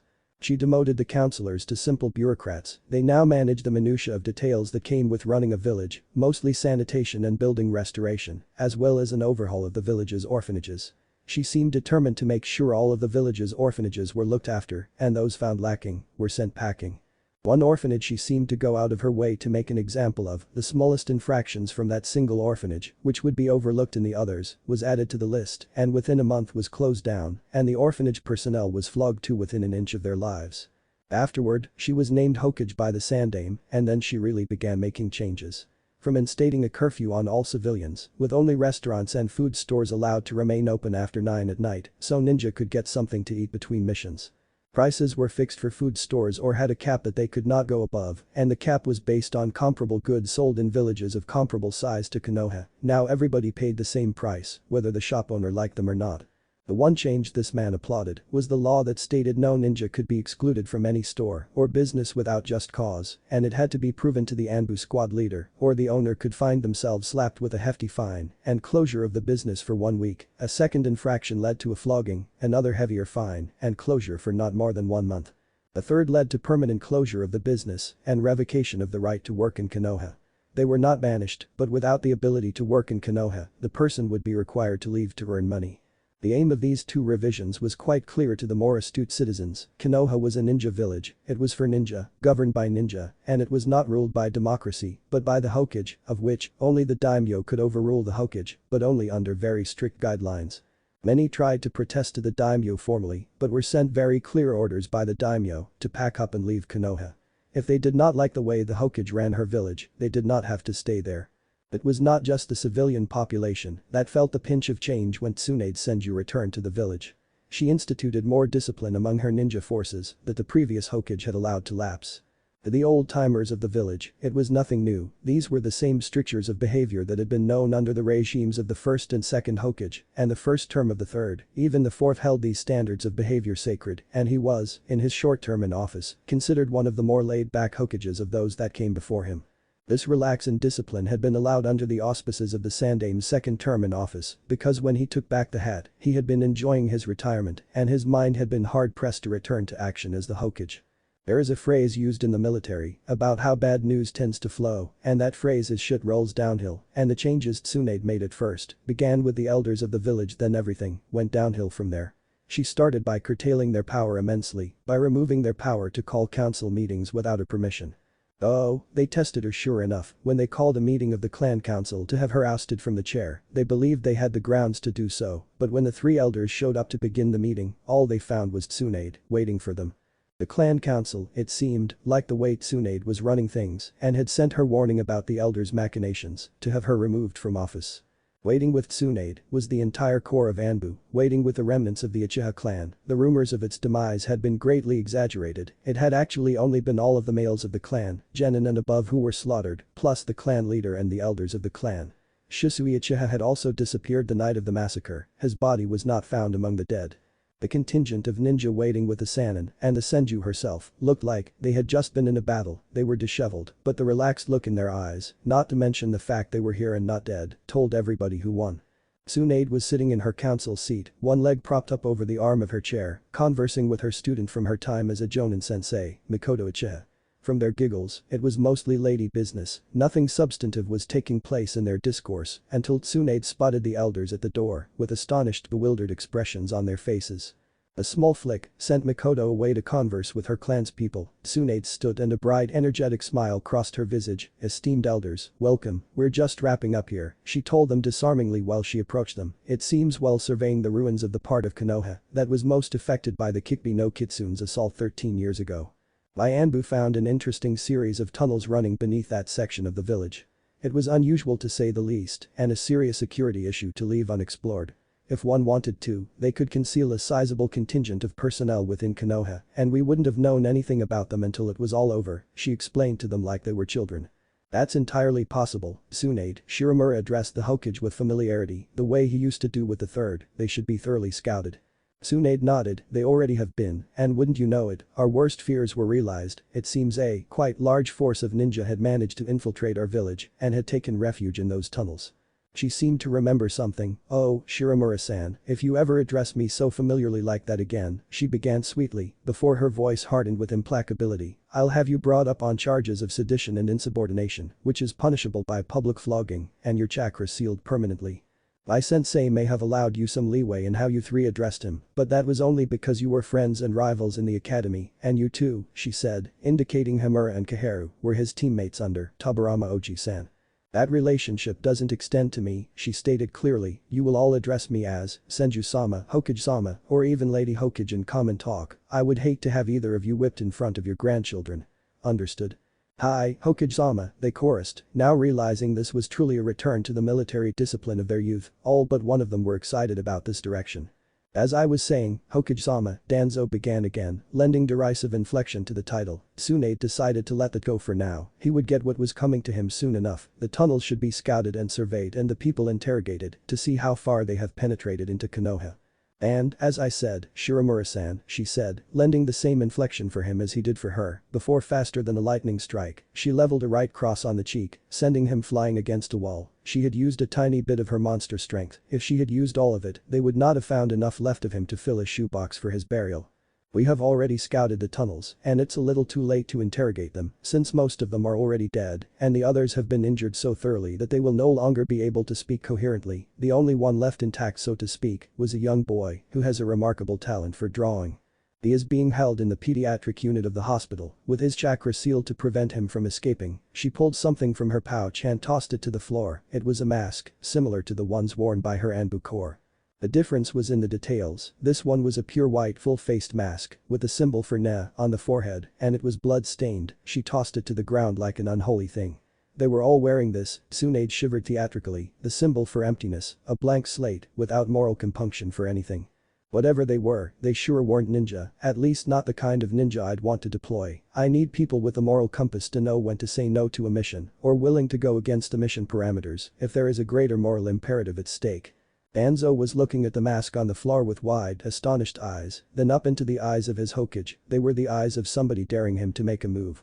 They told him that she knew all about his duplicity and subversion, but for some reason she was not accusing him of anything. She had him dead to rights, and she was not going in for the kill.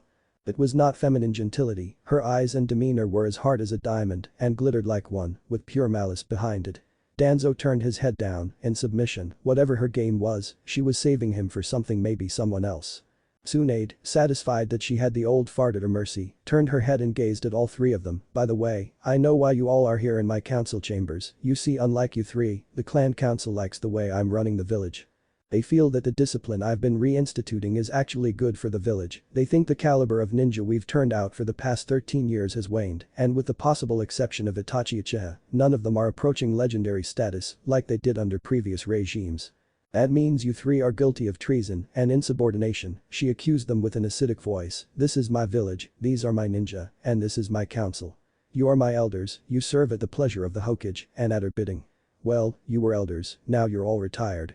Anbu," she ordered, and before her mouth was even closed, several ninja and animal masks appeared next to their Hokage. "Take these three away, have temporary chakra seals placed on each and every one of their tenketsu, as well as the self-destruction subroutine.